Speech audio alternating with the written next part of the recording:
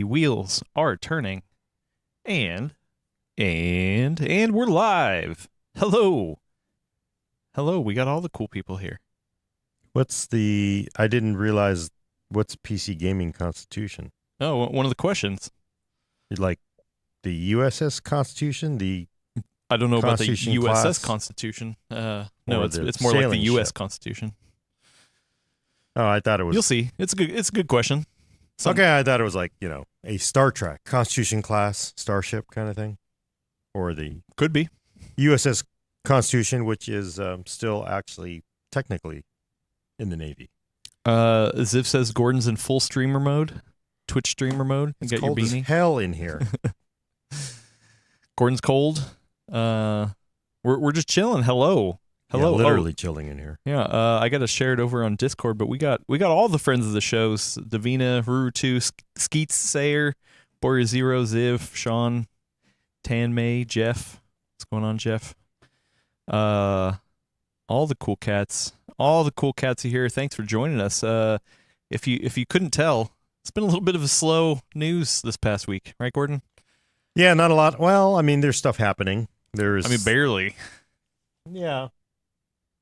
There's I guess the 4060 16 gig launch. Yeah, I got an email this morning from Newegg being like, "Oh, hey, do you want to come by it?" I was like, "Not at this moment. No, maybe if I'm curious, but." Yeah, and I guess I think it's been said they didn't. I don't think they seeded it. So people, if you're going to try to any reviews would have to be based on getting it from a vendor. But I mean, it's not a big deal. I didn't see any reviews. Though I didn't poke around too hard. I just looked on YouTube at the usual suspects. Yeah, but I mean, it does to me. It cuts against that whole narrative of like I need more memory, and then there's more memory, but it's not. That's why it was over. It was always oversimplified. I thought the whole complaint. It takes you don't just throw memory onto a graphics card and make it better. I mean, I'm sure it'll help somewhere. I bet for yeah, but I not bet for worth it. Da Vinci, it's like, oh, sweet. Yeah, but it's one of those things where you have to consider if I mean, literally of 4060 Ti customers, you're probably looking at 2% of people use DaVinci. Do you add that additional cost to a graphics card just for 2% of your customer base? It didn't make any sense. Ziv said he's excited for it for AI and machine learning applications. Yeah, I suppose maybe, but I guess I'd have to see. I'd have to see the actual uplift versus. There's always decisions behind all of it. So,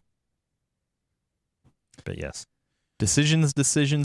Well, we made a decision to do all Q&A. I can't remember the last time we did all Q&A, but we got a lot of good questions in the Discord. Yeah, it's been a while. And if you want to put in a question, there you can. Wait, didn't they used to have a Q&A thing? Oh, start a Q&A. There we go. Yeah. Ask PC World anything. Look, Elena, I got my. I bought this on Prime Day, a 10-inch touch panel. It's very nice, actually, although it's 1200p. I can't see it because in Zoom right now, like Adam's face is like squarely on top of the desk. Oh. See, it's a nice little panel. How big did you say it was? I think it's 10 or 10.5, and okay. I bought it to use with my phone, which it does work with my phone, but actually it's a great secondary panel, and it's touch, so it's kind of cool. Wait, how do you link it with your phone? Just over USB-C, because Samsung supports, I suppose other models do too. I think Pixel does as well. You basically you go into a desktop mode with it, but it's kind of dumb because the Samsung phone doesn't support. This is a 1920 by 1200 panel. It doesn't support it natively, so it only supports a 1980 by 1080, 1920 by 1080. So it's a little stretched. No, I think it supports 4K as well. So I think 4K, but it's only by 9. It's kind of weird. It's like the resolutions it support is very limited. It's not like it. Yeah. Because normally if you plug a computer in, it reads the EDID, reads the information. The panel tells it what it supports, and then the device sets it. The phone is not that advanced, so, and it is running DisplayPort right now on my laptop over Thunderbolt. Nice. But it's really portable. I love it. And it was like something like $25 off on Prime Day. So couldn't skip it. Skeet Sayer says the AC must be pumping. I thought San Francisco was as hot as Nevada. Number one, yes, we keep the AC pretty cool in here because of all the gear and stuff like that. But no, San Francisco is nowhere near as hot as Nevada. Right, 57 degrees right now. Yeah, it's 57. I would say. I mean, there's that joke of San Francisco summers being as cold as winters. Yeah, it's a Mark Twain quote. The coldest winter I ever spent was a summer's day in San Francisco. I think that's the quote. Yeah, so San Francisco summers are nowhere near Nevada. But it's been particularly cool this summer so far. Yeah. We normally don't get maybe, we might get a heat wave in like August, September, but right now it's very temperate, shall we say. Yeah. Well, we did get a small heat wave this past You guys did. weekend. We did not. Yeah, San Francisco didn't. East Bay, we got up to like 80. Gordon says he got up into the 80s, low 80s. Yeah. We got where I'm at in Oakland was about like high 70s. So, yeah, the heat wave wasn't too bad. Yeah, and the problem is, we get exposed to all of the regional news. Local news is always talking about heat wave, and they talk about, and then national, they talk about like, oh, heat wave in California, and then it's actually freezing here. So it's this kind of thing that makes you go, oh, come on, can't you be a little more? I mean, but the Bay Area is very. I mean, if you get outside of the Bay, and it's heat waves are all around us. On the outer edges, there was a heat wave, right? So, I mean, you still have to warn people in Livermore that, grandma and grandpa should be careful. You don't want them to die of heat stroke. Well, I think actually the reverse is the outer edges were cool. So basically anything that touches the ocean or the bay wasn't No, bad. the outer edges of the Bay Area in the sense of what constitutes the Bay Area, not like geographically on the coast. Yeah. Livermore is inland. That is not on the coast. Well, I went to a party on Saturday, and it was a pool party, luckily, but it was 106 on the freeway driving out there. So, and it was just simply, I left the house. It was whatever 85. Go over the hill, and it was like, oh, it's 106. So it did get warm, but it is freezing in here today because the AC is just. I can still feel the AC. Well, I mean, the fans are always on, but the AC is off. Yeah. No, it's. I don't know, 57 in here or something like that. Well, it was 67, and I put it up to 71. So. But yeah, fun stuff. Weather talk. Stuff. We get the weather talk out of the way. Gordon, we're here to talk about technology. Well, actually, you know what? It's not just technology. It's all questions and answers. We got a lot of food stuff too. You requested food. I did. Really? Yeah. I mean, what's better than talking about food? Especially when you're hungry. Eating food. Yeah, well, you're right. I don't know. Sometimes the buildup, sometimes the buildup of. I don't know, man. Someone surprises me with like a not well cooked, but like a properly cooked steak. I'm not opposed to that. All right. Well, let's get it going because Elena has a little bit of limited time. I do have to get going. All right, ready? I think so. Pretty basic here. Yeah. Let's do it. 265? 265. Ready? Do it. In this episode of The Full Nerd, summer Q&A episode.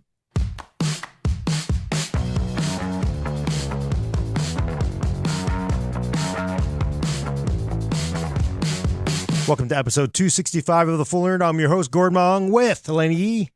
Hello. And Adam Patrick Murray controlling the vertical and horizontal. Well, hello. Happy Tuesday. Glad to be here. Welcome. We got all the cool people in the chat ready to ask us all the questions that they can. Gordon, what are we doing today? It's that kind of like slow news cycle right now. The summer, usually you don't get a lot of really super hot news, so we're just taking all questions. There are some stuff already queued up, though. I'm seeing like for our topics, PC gaming constitution, which I assumed was either related to the sailing ship or the Constitution class starship. Arrow Lake store etiquette. Is that how you're supposed to act in a retail store? Like this is a Wendy's kind of thing, or that's not a store. Well, although they're called stores. You notice that? They don't call fast food restaurants restaurants. They call them stores. When I worked at Arby's, that was my first restaurant when I was 15. They called it a quick service restaurant. Really? Yes. I think they're called stores, though, aren't they? Technically. I have no idea now. It's been a while. But before we get into the questions, I guess the first question is Prime Day. Elena, you were definitely following it real hard. You get any good deals? You know what? It was kind of weird. I was outside of a impulse SSD purchase. I didn't really buy that much technology. I actually bought more like organizational stuff. So like cord channels and like cable clutter type things and yeah, but the storage is really hard to resist. So like my beat this year was again SSDs and hard drives, and there was, I mean, right now with NAND prices having plummeted, and then on top of that adding Prime Day, it was nuts. Like you could get a Samsung 870 Evo, like a SATA drive, but still like $80 for that. And then there was NVMe drives that were almost the same price. So Gordon, you purchasing 4 terabytes last fall was maybe preemptive if you haven't started using it yet. That's the key, right? Like if you use it immediately, it doesn't feel bad. But if you buy it because you're like, I'm going to put this in one of my rigs later on, and then you don't, you're like, dang it, I should have just waited. Yeah. So, for example, I bought a Samsung, was it 860 Evo? Just a SATA drive. 870, yeah. It was 4 terabytes. I think I paid $300 for it, and it was a pretty good deal at the time. And it was on sale for like $190 $170. 170. So I was like, and then the thing is, like, it wasn't like, oh damn. But then they had an 8 terabyte one. I was like, I get an 8 terabyte drive, which sort of price. But then 4. I started doing the math in my brain and started thinking, that's really cool to have an 8 terabyte SATA drive. You store games and all that. But then I realized, SATA is so slow now, and then I'm basically, even that 4 terabyte drive, I'm using it for external, bulk storage backup. And then I realized $300 gets you a big ass hard drive. And I know a lot of people kind of want to rule out hard drives, but I started like, do I buy an 8 terabyte SATA SSD for $300, or do I buy a 22 terabyte hard drive for essentially about the same amount of money? It was really like a little more, but yeah, a little more, but it really is like, I can back up a lot of crap on a 22 terabyte hard drive. So it really kind of like made it. And then I actually started I kept looking at other junk that I don't need, and then that's all of us. I was like, well, but I'm like, I actually added a 4 terabyte Samsung drive. No, maybe it was maybe a WD drive. It was a WD drive, and it was a pretty good deal at 4 terabytes. It might have been Samsung. So I mean, it wasn't one of the low rent drives either. It was actually a decent drive, and I was like, 4 terabyte would be nice. But then, I just kind of like, this is kind of silly, because I realize with storage I always fall into that trap, and honestly, a lot of these deals. You get into the trap of like, oh, it's on sale right now, I need to buy it. And again, I bought that 4 terabyte drive on sale. Now it's even cheaper. I don't know if it was on sale. It was, but I'm not sure the bottom has hit on storage, because it just keeps going lower. So I'm like, I pass on all storage. I don't disagree, but there's a difference between something hitting bottom because that's just where it's trending, and something actually being on sale for a good price given the context of the time. Yeah, I just kind of feel like it's going to keep going down. Instead, I bought this, again, I talked about it earlier. I bought this little, look, it's slick. It's kind of thick, a little thick, but it's a tiny 10-inch touch panel. It does HDMI and DisplayPort, but I'm using it with my phone and my laptop as a portable secondary panel, which is kind of neat.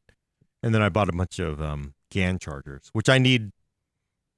I'm just stupid like that, but I bought a bunch of GAN chargers. So this coming from the person who wrote an article about how you shouldn't buy a GAN charger for certain kinds of laptops. That did make me laugh. And actually the funny thing is, I think the reason is because people need that context, because the way and I actually had somebody contact me like, why are you saying this? And my rationale for why you don't want to use the original GAN chargers that were, say, 100 watts. 65 watts. They go up to technically 240 with USB PD 3.1 now, but originally they were 100 watts. The reason I said it doesn't make any sense is if you are buying a 15.6 inch gaming laptop, the thing weighs 6 pounds. The gaming companies like Asus was the one that was saying this, and the others do too. But they say like, oh, when you go on the road, you can just use a little light GAN charger instead of bringing your 2.5 pound, 3 pound, 280 watt charger for this gaming laptop.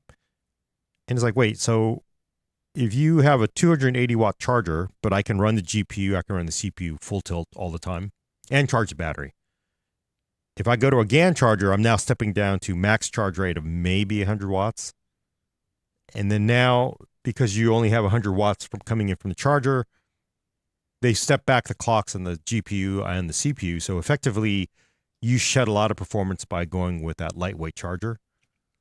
And to me, it just doesn't make sense because it doesn't make the laptop any lighter. It's still a 6 pound gaming laptop.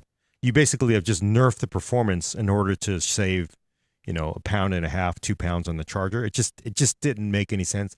They just were trying to push that as some logic. It's just like, you've got a big ass heavy laptop. Take the pain, carry the big ass charger with it. And it just didn't make sense because if you're really going somewhere with your gaming laptop, you effectively have given up so much gaming performance, it may not even make any sense. So that was my logic for it back then, and that's why I don't think it makes any sense. Speaking of Prime Day, I bought a bunch of PC hardware, but that's because we're doing a sponsored live, or not live, a sponsored build challenge. Hopefully it'll be up in about a month. So look forward to that. It's actually pretty fun. I finally finalized some of those parts during Prime Day because I was like, "Ooh, that was a deal." Mm-hmm. One of them somebody else got. Who was it? Somebody in the chat had said it. I'm sorry. It was the those P3 pluses. Someone in chat said they got the P5 Plus, which are P5 Plus. Oh yeah. But there were Steven also Anderson. the P3 Plus that was on sale. Yeah, I got Pretty a much bunch most of those of Crucial P3 Pluses. stuff was on sale. Yeah, so those were good. But we do have a couple super chats. The first one is not a question, but it's $5 from a friend of the show, VC Jester. Thank you so much.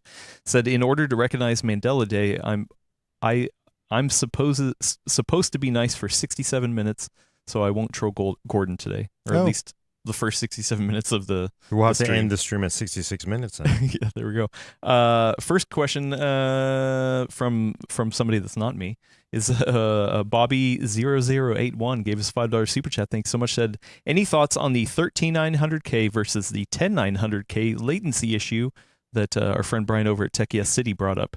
He said Intel moved something off of the silicon that upped the latency. I saw the video. I have not watched it. Yeah, I haven't watched it yet either, but I have seen the hand wringing on it over on the discussion forums.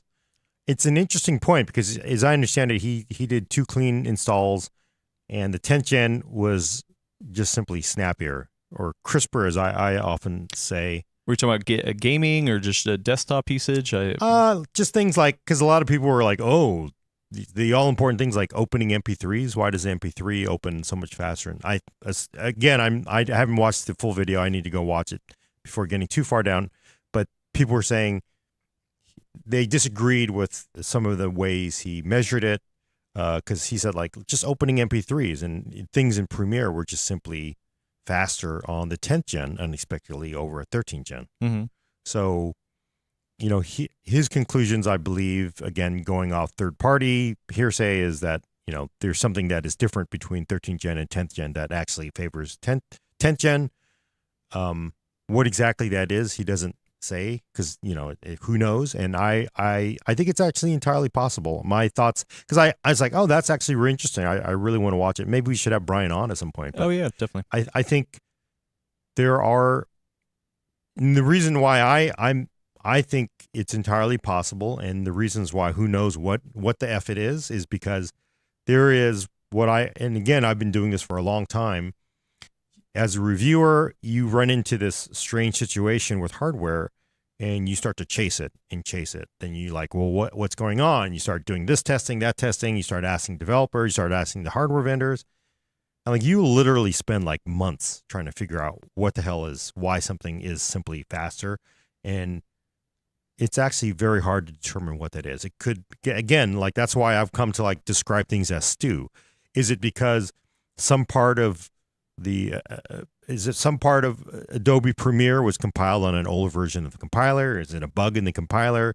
Is it just simply something like, yeah, this part of the compiler, they never updated it to support, the newer Intel? Who knows what it is? It could be, there could be so Could many also be damn Silicon reasons. Lottery. Like, No, I don't think so. And also, the other problem is, and a little bit of a lie about all hardware reviewers is we talk about the scientific method, but frankly, nobody really practices it, because if we really did practice it, hey, by the way, see you in 6 years, because that's how long it would take for us to do all the testing, do all the elimination, do enough to like, okay, I've determined that's what it is, but that's not how the news cycle works. People want to know right now because they want to buy it right now.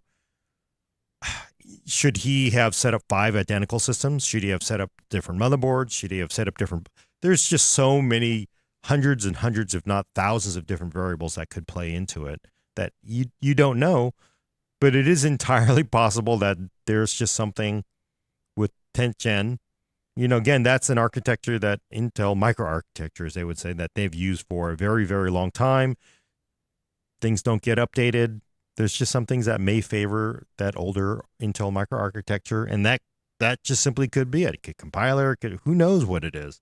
So, but definitely newer things. Certain, that you're not going to go away from things that are more updated. 13th gen is demonstrably much, much faster than a 10th gen part, but there are still things that might favor it. And again, like 11th gen people hated Rocket Lake. There might be some things that Rocket Lake was favored too. It's just that stew. It's people try to boil incredibly complicated topics and hardware down to simple answers that you can, it's a one sentence, but it never is that. That's the one thing I've realized from doing it this long, is that it never is that simple, because you start to ask and then like, oh, and then, oh, and like it just, and then even the people who make the hardware and the people who make the software don't exactly know exactly sometimes. Yeah. interesting.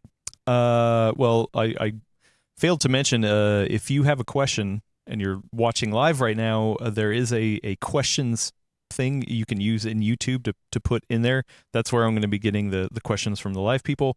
If you're watching or listening to this later, we have a link over to the Discord. There's a Full Nerd questions section there. I asked a bunch of people to put some questions in there, so we got a ton in there. First, I'm going to go to the questions on YouTube. The first one is from Skeet Sayer. How objectively can Game Pass be bad for PC gaming? Is that a trick question? I don't know. Is Game Pass bad for PC gaming? I don't think so, personally. Yeah, I don't. Well, could you come up with any theories why it might be bad? So let's make sure I understand what Game Pass. Game Pass is basically Microsoft's subscription-based gaming. Yeah, it's like Netflix for games. But there's multiple components. One of them is you can download the games locally, and that library changes over time. And then the other one is you can stream games. Well, I guess that library changes over time too. So there's multiple components to it, but I think it's a good deal. I like it. I would argue then, okay, the classic, because then you're looking at the classic I own it model, my CD versus, and of course that doesn't even exist anymore, versus subscription model. And you don't really own it. So theoretically, and I don't know if this is going on with Game Pass. I could say, I don't know if this is necessarily bad for PC gaming, but it's probably bad for people who are into gaming. It's really cool to watch something on Netflix and then go back in 6 months and like, hey, where's that movie? Oh, it's gone. It's on HBO now. I mean Max, whatever the hell that thing is, right? It's just they just kind of they shuffle the games around. Yeah, does it happen to Game Pass? Yeah, that kind of sucks, right? Except for first party. Obviously, if it's first party made, it's going to be there. I mean, I would guess they could take something first party off, but yeah, probably wouldn't make sense. Yeah, and I guess the bad thing would be, subscription model versus ownership of the intellectual property, which you don't really own. But if I have a CD, I have a CD. So I could say that could be bad. There's a couple of people in the chat saying exclusivity. Like if somebody, if they're putting games on there that are exclusive to Game Pass rather than having it show up on other platforms like Steam or whatever. Yeah, that could be bad, but that's sort of sorted out by what. But that doesn't exist yet, so that's just speculation, right? So like the question seems to be based on what it is now, and the question to me also seems based on specifically PC gaming. So I honestly don't see why having access to games is a problem. I mean, as you were saying, Gordon, yeah, I mean, I guess maybe the whole ownership versus indeterminate amount of time of renting it, whether that's 1 month or 10 years for best how long they have it in the catalog. I guess that's a downside, but that's not different than any other service that's similar, right? So Netflix, Spotify, anything like that. So it's not inherent specifically to PC gaming. So I might just be very unimaginative today, but I personally don't see how it's a problem. It's just one other way to get games on PC, and you can take it or leave it. Yeah. I mean, you could argue it's better because it gives people more access to more games and gets them into PC gaming. But yeah, clearly, I would say the long-term issues would be similar to what we've seen with other subscription services.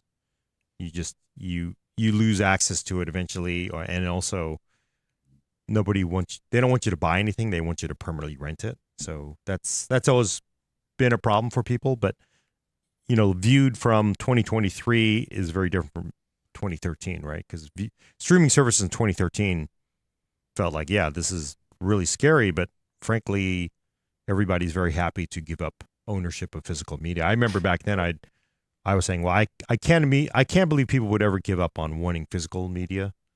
But I was wrong. I actually really thought Blu-ray would continue, but Blu-ray does continue.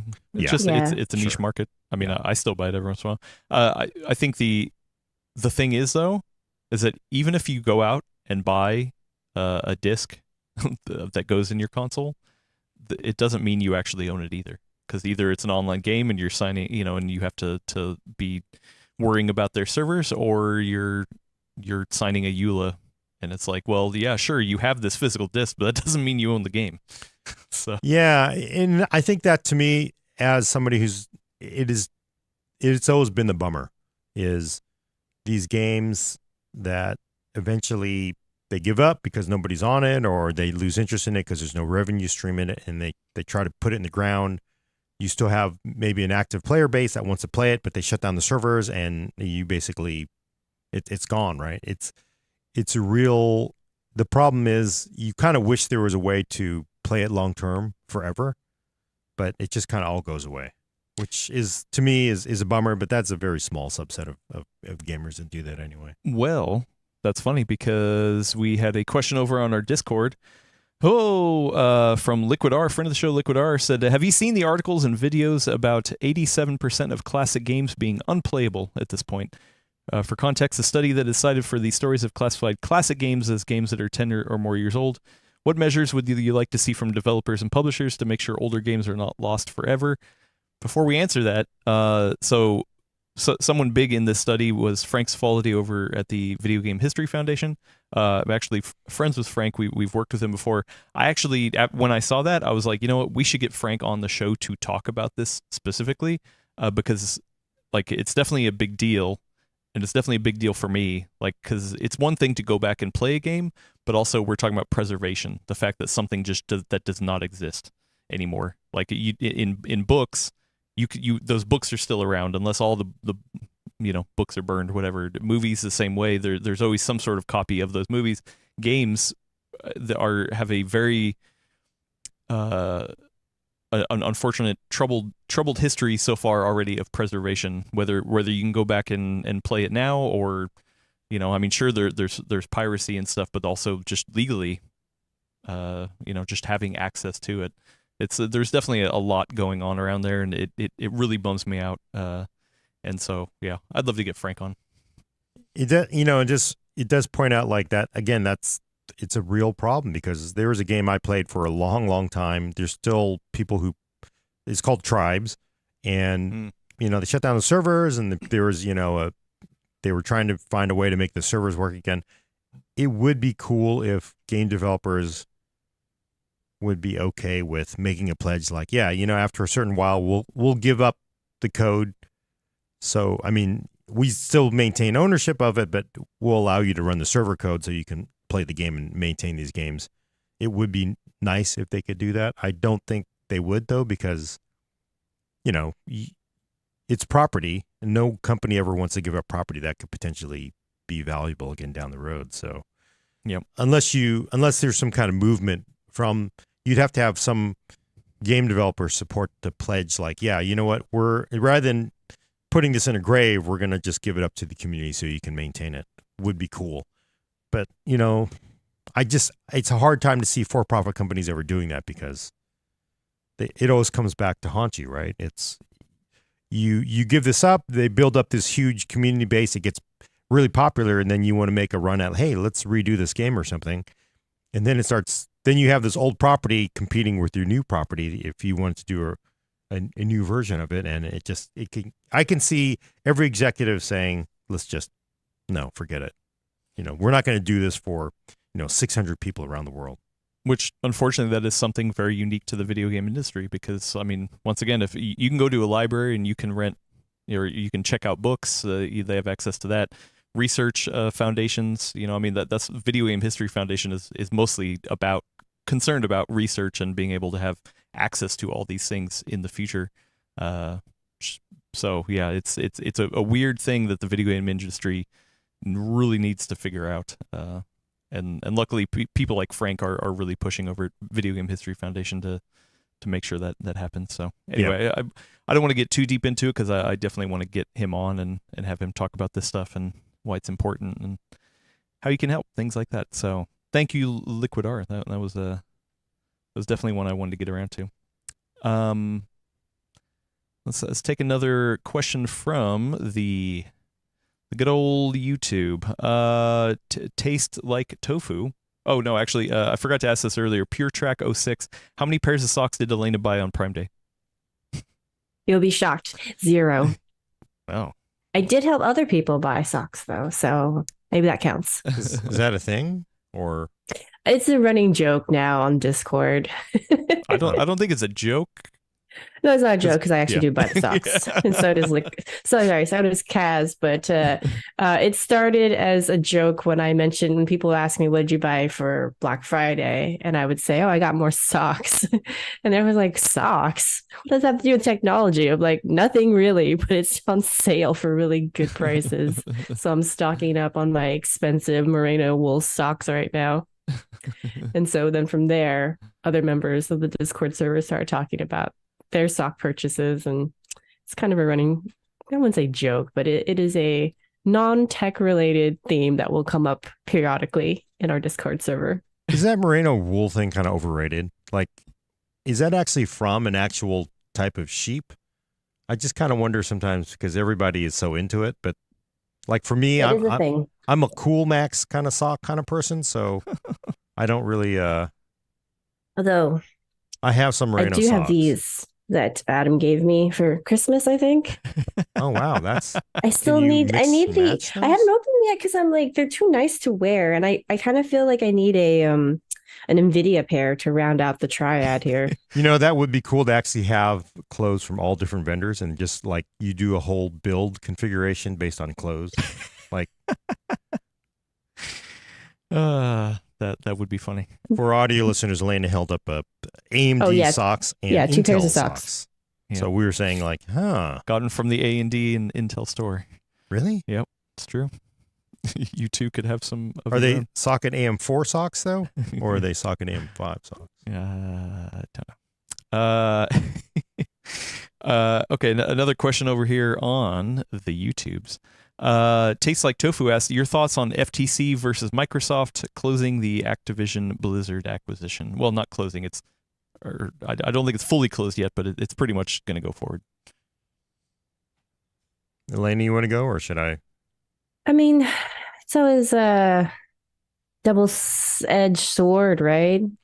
Right, where on the one hand, maybe it will make it more, how do I put this? It'll help clean up some of the problems that we've seen in Blizzard and possibly also Activision. No, definitely. On the other hand, it's also concerning because whenever you have such a huge conglomerate, it means that there's less choice in a way, because if they do something you don't like, it's not as easy to go and, take your business elsewhere, because if they hold all the business or most of it, there's nowhere else to go. I'm not really sure what my feelings are. I mean, I kind of go both ways because, yeah, I know people don't like it when, such a big property is purchased by a large company. At the same time, I think we're just at that stage where, again, we don't really know the distress in the gaming industry, but sometimes it feels like it's very real. And I think not being part of a gigantic conglomerate like Google or Apple or Microsoft can be a problem. Like if they really didn't get purchased, and then now they're basically battling these developers that are, with better funding from a much larger corporation, then that's a problem for them long term. So I don't really know but who knows? There's a lot to it. We'll have to see how it plays out, and at the same time, I thought it was interesting because and I don't know if this was a strategic part of it or not. I didn't follow it too closely, but Microsoft really showed how, and I'm saying this to try to get a rise out of Elena to see if it does, but it really showed the weakness of Xbox. Well, they were very excited to show the weakness of Xbox. They were very we're excited in third to place. show. We're in third place. We're in third losers. place. Nobody's buying these we're things. Nobody. PlayStation is kicking our ass. Yeah, we're Microsoft. We're the little guys. What are you talking about? It did feel like that was somewhat strategic, but then also that is 100% strategic. Well, but you don't make those numbers up. PlayStation is really kicking their ass, right?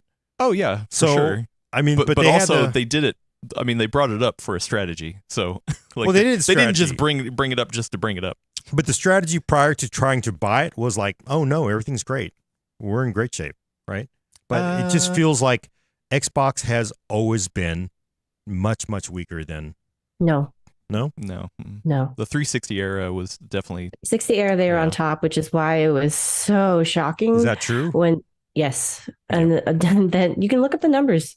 But then Don Metric changed that with how they presented the Xbox One. Well, see, the reason I'm saying this is because going all the way back to the original Clone Wars, I mean the PC versus console wars, it was always pushed by the press, the gaming press, that how strong the Xbox was. Look at all this money. It's just amazing. I mean, they got a lot of money. Well, no, but part of the sort of like the normal convenient lie that everybody did back then was, wow, look, it's so profitable. But like, wait a minute, they spent like $5 billion to get here. And they had this huge outlay of cash that they even get the Xbox wound up and started to go, right? And then all the numbers for Xbox profitability never counted this huge capital outlay they did on the original investment. And it always kind of, I fundamentally do that. I fundamentally not. No, the companies, yes, I expect them to lie.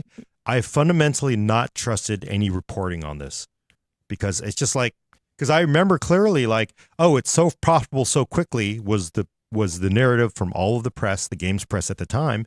And I was like, wait a minute, what about that like $5 billion? Like what? Oh yeah, it was really kind of one of those sleight of hands. And I chalked it up to like, really weak reporting and analysis. Like this is like, no, it's not really profitable because they're still paying out $5 billion that they spent to get this thing started. So that's why I just don't know what the truth is. So that's why I've kind of assumed. So you're just complaining about lazy reporting? Is it? Well, I don't know what the truth is because I mean, the companies, they are public companies, so they can't outright lie, but they definitely know how to shave the truth a lot. And then a lot of the reporting was just really sloppy and out of context and like, what about all this? And then you had the red ring of death that I swear to God must have been 100% failure rate. I just kind of wonder like, has Xbox been successful or has it actually not been successful? That's what I mean. Because what if do you dig define into success? Sorry. Oh, no, don't start that. No, don't start that. The red ring of death, you bring it up. However, you don't also bring up the other half of it, which is honestly one of the reasons why the Xbox survived, is that Microsoft went, oh, that's a problem. We need to get in front of this. We are 100% backing our hardware, and they would just fix it for people. Didn't matter where it was in the warranty. That was a big deal at the time. Well, because if they had just allowed it to fail and say like, sorry, that's your problem, it would have been the kiss of death. Just over. Also, I mean, they could have been like, wow. I mean, the red ring of death was a big deal. Microsoft, somebody at the top, Ballmer, who I think Ballmer was at the time, he could have been like, you know what, this thing ain't worth it. Let's get rid of the Xbox. Why are we even doing this? No, look, I'm not saying what I'm saying about the red ring of death is that was basically, for all we know, 100% failure rate. So you basically had to replace every single unit you ever made. How much did that cost? I just again they did give a public number of how much they were eating at the time. I don't remember. It was like I don't remember. They were like, hey, you know what? The Xbox division reported to the higher ups that, hey, you know what? We're going to take a wash of billions of dollars. I can't remember what it was. So they did say a public number of how much it was going to, mess them up. But I'm just saying, I look at like these sort of like, again, that's why it's wonderful to be attached to one of the most successful companies in the world. And this actually is why, as much as people are complaining about this, it might actually be good for this developer to be attached to one of the largest companies in the world, because now you have F up after F up. If that company's going to backstop you, you're okay. So that might be okay. But I just kind of wonder if this really just sort of, Xbox is in a real weak shape, right? I don't know. But it certainly seems like this is like a lot of the numbers that came out were like, oh, this is not looking good. Well, okay, so even if I don't know the numbers, I don't remember them off the top of my head. Even if the PlayStation 5 is outselling them 5-1, oh wow, these numbers look bad. But if they're still making a profit, like if it's still a successful company, like what does that even matter? Like I don't know. That's again, come on. You're just here asking the questions. You're just here asking the questions. But again, I've been inflicted with a lot of information that always like, wait a minute, how is that? It just some of it just doesn't make sense. And I also realize that these companies are really able to, move things around and make it lot not look so good. So I don't know. I mean, so back to this Activision thing, the way I look at it personally is like, okay, well, let's look at the outcomes. There's one possible future where this doesn't happen and Activision Blizzard continues down their own path. I think there is a high success, a high chance that Activision Blizzard would just implode, just based off of their, where they're going in that trajectory, right? What is, if it didn't happen, what's the success that they would actually be successful? Like, hey, you know what? All of a sudden, Activision and Blizzard start doing amazing. They make a ton of money. They're coming out with a bunch of cool properties. In my mind, I feel like it's lean more towards not success than success. If they weren't to be bought by Microsoft, if they were to be bought by Microsoft, what is the balance of, hey, they could be more successful or they could be less successful under that certain circumstance? I feel like as of right now, they could be more successful under Microsoft than if they would have went alone.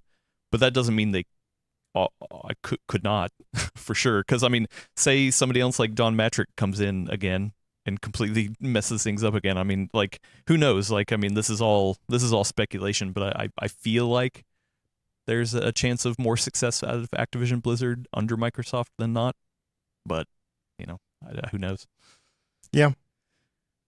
We'll have to see, right? I mean, and of course, the big fear, of course, is, everybody's so concerned about Call of Duty for some bizarre reason. So, yeah, well, I mean, but that was Sony. Sony's like, really pushing on the Call of Duty thing. Yeah, the other argument too is that I saw was like, Sony was making a lot of arguments against the merger acquisition based solely on the practices that the company practices all the time. It was like, you can't. We'll lose access to Call of Duty just like we limit access on other platforms to our games. So it's just like very, very hypocritical. Which is, of course, I mean, it's court. Of course, once again, they're all coming in with their agenda, trying to push their own narrative. Yeah. Who is it? Robert Lawrence asks, how Adam, the record doesn't show that other developers Microsoft has purchased have been successful. You're right. And what I'm saying is I still think there is more chance of them being successful, even if they're not, than just doing it alone, because the Activision Blizzard right now just does not feel like it's in a good spot. So I think while there's not, a huge success out of what Microsoft done with the companies that they do own, I still feel like it's a better chance than if they were doing it alone. So, although, Minecraft has still thrived, I mean, It's not like Bethesda's in the hole. Yeah, but I mean, Bethesda's doing great. There's a lot of they have a lot of studios under the umbrella right now. Yep. I think it's a gross overstatement to say that none of them are thriving, or at least even still status quo post acquisition. I guess we'll see in 10 years, right? All right. Well, let's move over to. I know there was a question over here. Oh, we got a $5 Canadian super chat from Skeet Sayer. Thank you so much. There's no question attached to it. It's just a super chat. Oh. So maybe I missed it. Ask Sorry. any question, or maybe I'll come back to it. VC Jester, friend of the show, VC Jester gives $5 more and said, "Did the Xbox 360 win because they were superior, or because Sony screwed it up, going all in on their cell processor technology?" Yes, I would say actually that. The 360 definitely had a lot of good things going for it, but yeah, Sony completely dropped the ball. I think it's both. Really, yeah, it's right? definitely a mixture of both. So, all right, back over on the Discord, I did have one. Ask the question that I want you to ask before I have to go. Oh, is there one? I don't know. Just bring it up. There's a lot of questions around here. It's on the card for today. The shopping etiquette question. Oh, yes. Okay. Oh, yeah. What is that? Yeah. So VC Jester asked over on Discord, when shopping at a computer store, say like a Fry's or Central Computer or Micro Center, there's 3 options. A, do you politely turn down assistance in picking out a product? Somebody comes up to you, "Hey, how you doing? Can I help you?" And you're like, "No, I'm good." B, do you test the person by asking them questions you already know the answer to? Like, "Oh, you know what? I'm thinking of getting a AMD CPU with 8 cores. Which one should I get?" Or C, immediately tell them that you're a pro and will not waste your time with their plebeian knowledge. "Hey, I'm Gordon Maung. Are you kidding me? Like, I don't need your help." Don't you know who I am? Yeah, don't you know who I am? So, Elena, let's start with you. What's your tactic? Oh, I wanted to go last. Oh, you want to go last? Okay, I Gordon. do. Gordon, what do you do? Say, somebody comes up to you at a Micro Center and is like, "Hey, can I help you? I see you looking at CPUs. What do you need help with?" Well, every opportunity is an opportunity to do reporting on a topic. So when that happens, actually, this is true. No, it really is, because somebody comes up, and one thing I think is I always tried not to do is, you don't want to be the a-hole. Is like, I'm gonna crap on your head because I may know more about a topic, or at least I think I know more. You don't know. For all you know, it's that poor kid in the store with some silly colored shirt is, an EE working his or her way through, graduate school, right? So they may know 100 times more than you do. But what I would always see that as an opportunity for is I want to pick that person's brain, because this is somebody who is working retail. They're going to be talking to a lot of consumers, a lot more consumers that are less educated than I am. What are you hearing from them? How do they like these products? Do they like, classic for me, like, oh, if I'm there asking about CPUs, like, what are people buying? Why are they buying it? Are they saying why they're buying it? I want to know more, because for every opportunity, I want to know. I want input from every single person to find out what they're experiencing as they are basically on the front lines of retail as you're talking to customers. Like, is it the appeal of a core count working? Has Ryzen, how big is the brand to consumers? It has, Intel has always been this, gold-plated standard for gold standard. I guess some people would say gold-plated, but it's a gold standard for computing. is that working with consumers? Is that working with a certain type of consumer? So you want to know, are people buying, I've been looking into Radeon or NVIDIA. You just I want to ask about everything. So I always want to know. I will pick their brain until they're like, I got to go help somebody else, man. Oh, you're that dude. Yeah, because you want to know. I do want to know because, whatever. They may not know like, oh, I should be running CL14 with this DIMM and this board, but they're going to know what customers want to buy. And I want to know what that information is. So, I can 100% confirm this because I've been in those situations with Gordon, and he does do that. And you know what? It's rubbed off on me. I was in a Best Buy recently, and I was like, "Hey, how many RG Allies do you have? Oh, what's the return rate been?" And I was like, "Oh crap, this is what Gordon would do." But it's good because you have to take it for what it is. This is anecdotal. It's one outlet. It's it's fixed slice in time. But as you talk to more and more people, and it's just like. There's things that are lining up. You reread about the rumors. People are reporting these things like certain GPUs are not selling, and I have also heard the same thing. Like those GPUs are not. That information lines up. It hopefully gives us a more authoritative way to describe it. Instead of just pulling stuff out of your butt, you're actually saying, well, based on what I'm hearing and how you shave it. So. All right. Well, I'll answer next since Elena wants to go last. I would say, it depends. I do a mixture. I think it really depends on the scenario. Most of the time, I think I would just politely turn down assistance, be like, oh no, I'm just looking around. I got it. Especially if I'm in there for something specific. Once again, I have had a little bit of Gordon rub off on me, so I've been starting to poke and ask some questions here and there. So there's a little bit of that. I don't think I straight up test people I don't think I do that much, and I definitely don't be like, do you know who I am? Because I just assume almost everybody knows more than me anyway, so if anything, I'm closer to even a friend of the show, Braythorn, gave us $5 super chat. Thank you so much. Said he finds somebody that does know what they're talking about and wastes like 30 minutes enthusiastically talking tech. I definitely do that one as well. Just being like, hey, you know what? Let's just talk for a while. Oh, cool. This is cool. Let's so yeah, kind of a mixture of all of them. I would say if there's one probably I do the most of, it's probably just the turn down. Just be like, I'm coming in to buy something, and if I have a question, maybe I'll ask. But yeah. All right, Elena. It's my turn. Yeah. All right. What do you do? I'm really excited to answer this question because I need to get this off my chest, apparently. So I have probably a slightly different experience than you two because I present as female. And so my answer is D. I don't do this all the time. Actually, it is very dependent on how I'm approached. But my answer is D. I basically pull what I call the bulldozer, which is they ask me a question in a way that I can tell that they already pegged me because of how I look as someone who knows nothing about what's going on, and they need to handhold me through it. And so what I do is I start asking them for help in a way that basically says, if you don't understand this question, you cannot help me. Or if you don't understand this answer, you cannot help me. Which is like, where they're like, yeah, give us a good example. Hi, Lena. Welcome to the store.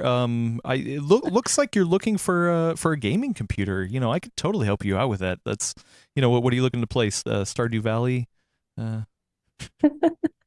Well, I was actually looking to see if you had the RTX 4060 4060 Ti in stock, the one with the 16 gigabytes of RAM. It's been really hard to find. I went to 3 other stores already. Do you have it in stock? If not, can you get someone who can see if you have it in one of your other stores? I'm kind of in a rush. Yeah, the thing is, I don't know why you want that one specifically. You should probably go for the 4090. That one's a better one. Yeah, so I wonder why you just get that one. All right, cool. You know what? Thanks for your time. I'm gonna check a different store. Would you get insulted if they tried to sell you a game console instead? Like, oh, hey, you know what? Yeah, you just look like somebody that can get a console. Game consoles offer so much more value. No, see, you guys aren't doing it the way that actually happens in the store. You are actually purposely trying to keep trolling. These are people who genuinely are trying to help. So usually what happens is that when I when I pull the bulldozer, as I like to call it, is that they kind of give you this like slightly stunned look for a moment if they can't answer you. Right. Like, and that's usually what happens because what happens is that their knowledge is so limited that they don't know how to be dynamic about how they're offering help. And then on the rare occasion where somebody does answer, then I will like tone it down a little bit and actually like meet them where they're at, where it's like, I've established like, you don't need to talk down to me. And if you don't talk down to me, then I won't pull this obnoxious move on you anymore.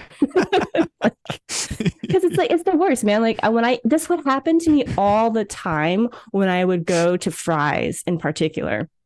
And so even though Fry's was kind of like Mecca, because I didn't have any micro centers around, at the same time, it was like the worst going there, like presenting as I do, because I would just get people who ignored me, people who would talk down to me, people who couldn't even actually answer the question I was asking them. It was ridiculous. And so that's kind of where the bulldozer was born from. Like one time I walked into Fry's with a former colleague of mine. We were on our way back from a business trip and I needed to pick something up for a build I was doing. And like we're in I think it was either the graphics card or the power supply aisle.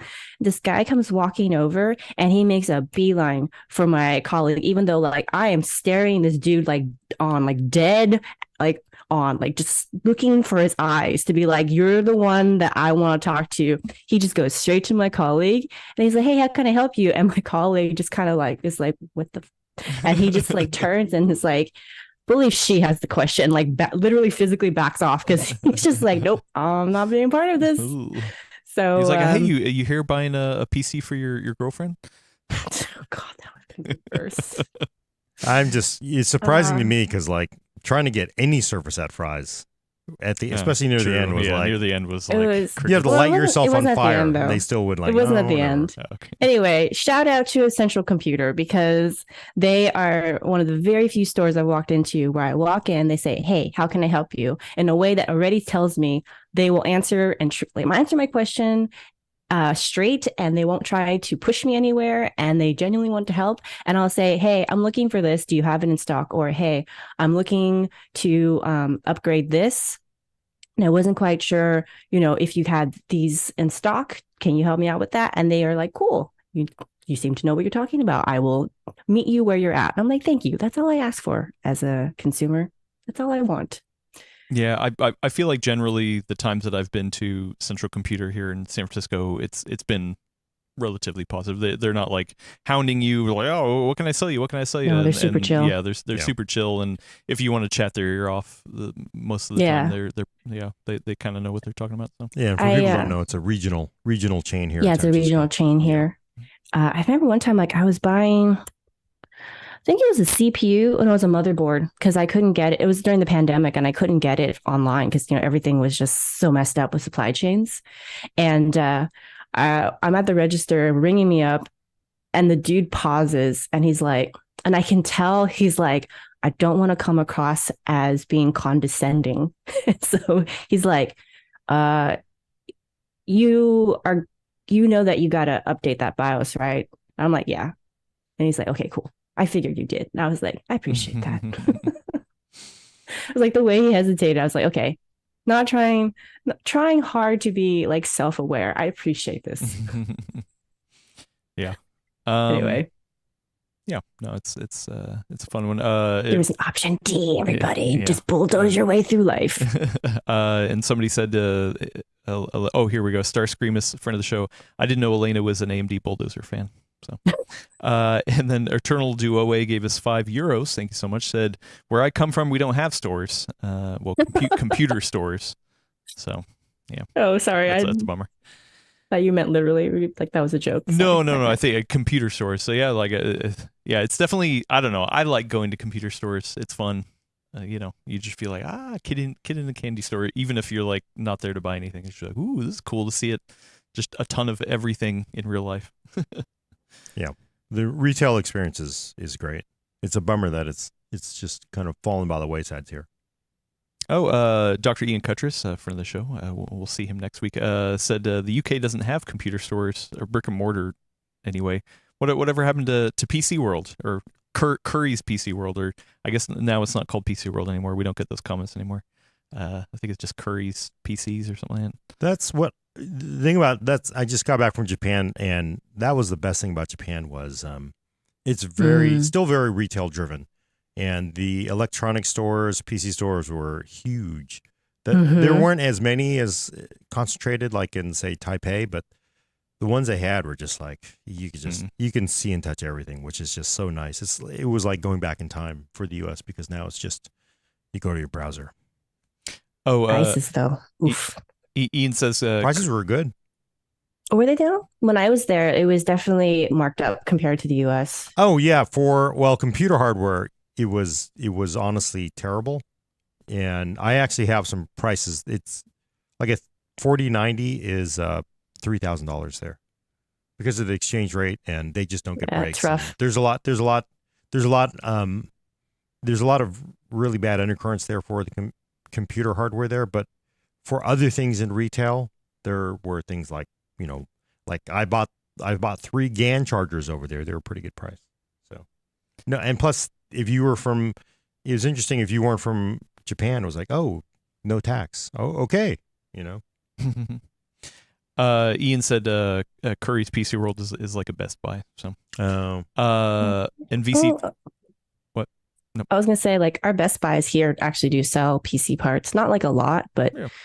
they'll sell like some motherboards and power supplies, just like it's like PC building light. Yeah. NZXT, lots of NZXT and ROG. Yeah. Yeah. We got a $5 super chat from a friend of the show, VC Jester again. Said the salesperson looking at Elena. Question: would you like to see our pink computer? Angry Elena says, yes, actually. I don't actually like pink. Do you even know me? Yep, busted. That's Gordon who liked the pink I like computer. that pink one. Yeah, I built that pink one. Get your headcanon, get your fanfic straight, VC Jester. Oh my gosh. I forgot we talked about that. Yeah. And actually, I did ask him last week. He knows what a fanfic is. Yeah, I know. We had a question earlier. Oh, I forgot to write this one down. Okay, yeah. From friend of the show, Rurutu, are you guys going to LTX next week? Yes, we are. Actually, Gordon Willis and I will be at LTX. We are going to be streaming for like 6 hours out of the day, both days. Yeah. At the Asus booth. So if you're going to be at LTX, come by, come watch a stream, come say hi. It's going to be a good time. First time I've been to LTX. First time I've been to Vancouver. I'm very excited. Very excited. All the streams will be on our YouTube channel. We're lining up a ton of awesome guests. We're working really hard on it right now. So hopefully we'll have more to say about the guests and whatnot. But yeah, Gordon, you excited? LTX? I am. What I'm really hoping to score is replacement bits for my LTT screwdriver because I lost one. It just vanished. What? Well, because I was putting it back in, and I really, it's got the bit holder, which I'm not super sold on, but actually it's kind of nice. And the bit holder rotated, so instead of going into the holder, it just kind of popped out and hit the floor and flew like 6 miles down the road, so it's gone. And I was like, I'll just go buy. It's like $6 on the LTT store. It's like, okay, and then shipping was like $9. Like what?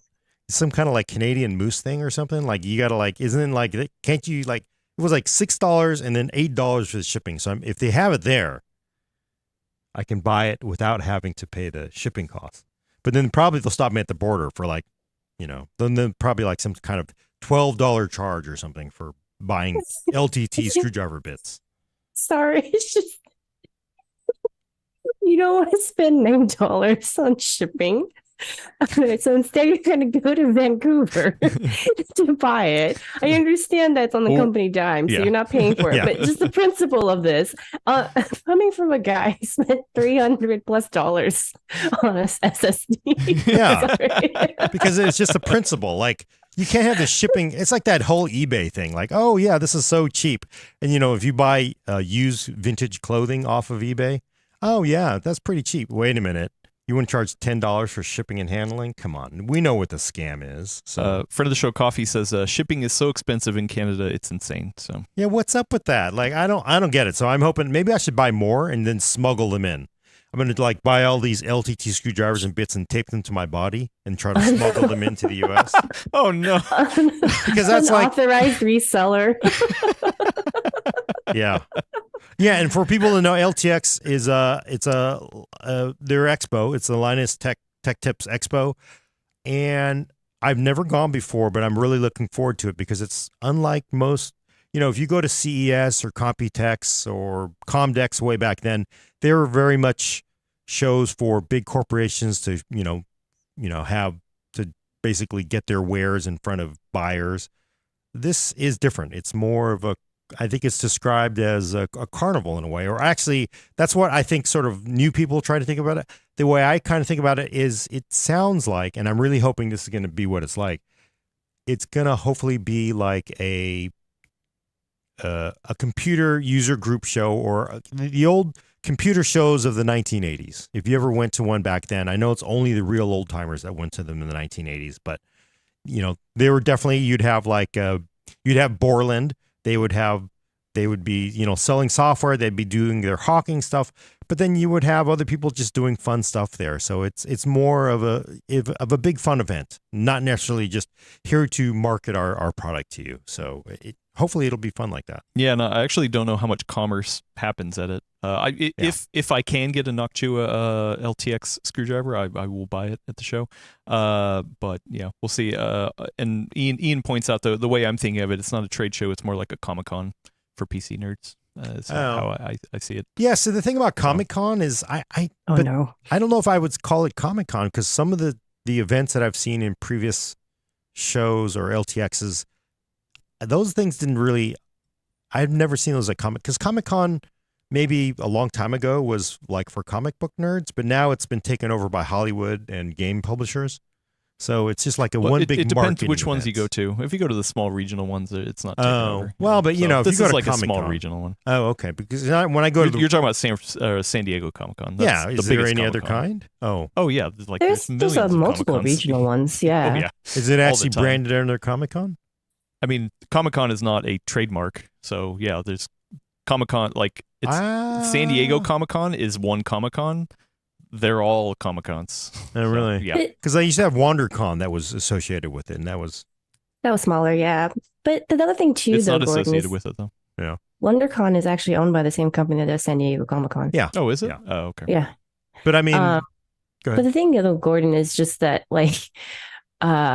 I think when anything gets big, that's when corporations move in because they want to be like where the action is, right? So like that happened to PAX, right? I think that happened to Comic-Con over time and happened to Anime Expo. So like anywhere where they know there's going to be a mega ton of fans, that's when I think that starts happening. But before then, it's usually much more fan driven, like how you're remembering, all those 80s shows. I've always liked the smaller ones. Like back when I used to go to a lot of cons, it was the smaller ones that were the fun ones. That's why I'm kind of thinking this might be more of a conventional 1980s computer user group show.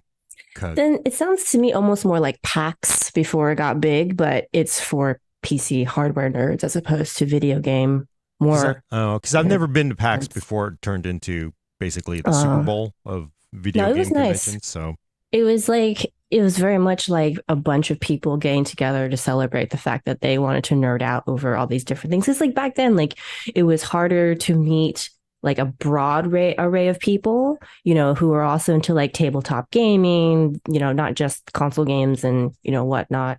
So like people would get together and just nerd the F out together about this. And now it's like more mainstream. Yeah. So it's not like difficult to move outside like your local shop. But back then it was not as much of a thing. I mean, they started PAX, like in 2006? So 2005, 2006. So, I mean, like at this point, people who were born then are now adults. It's true. Yeah.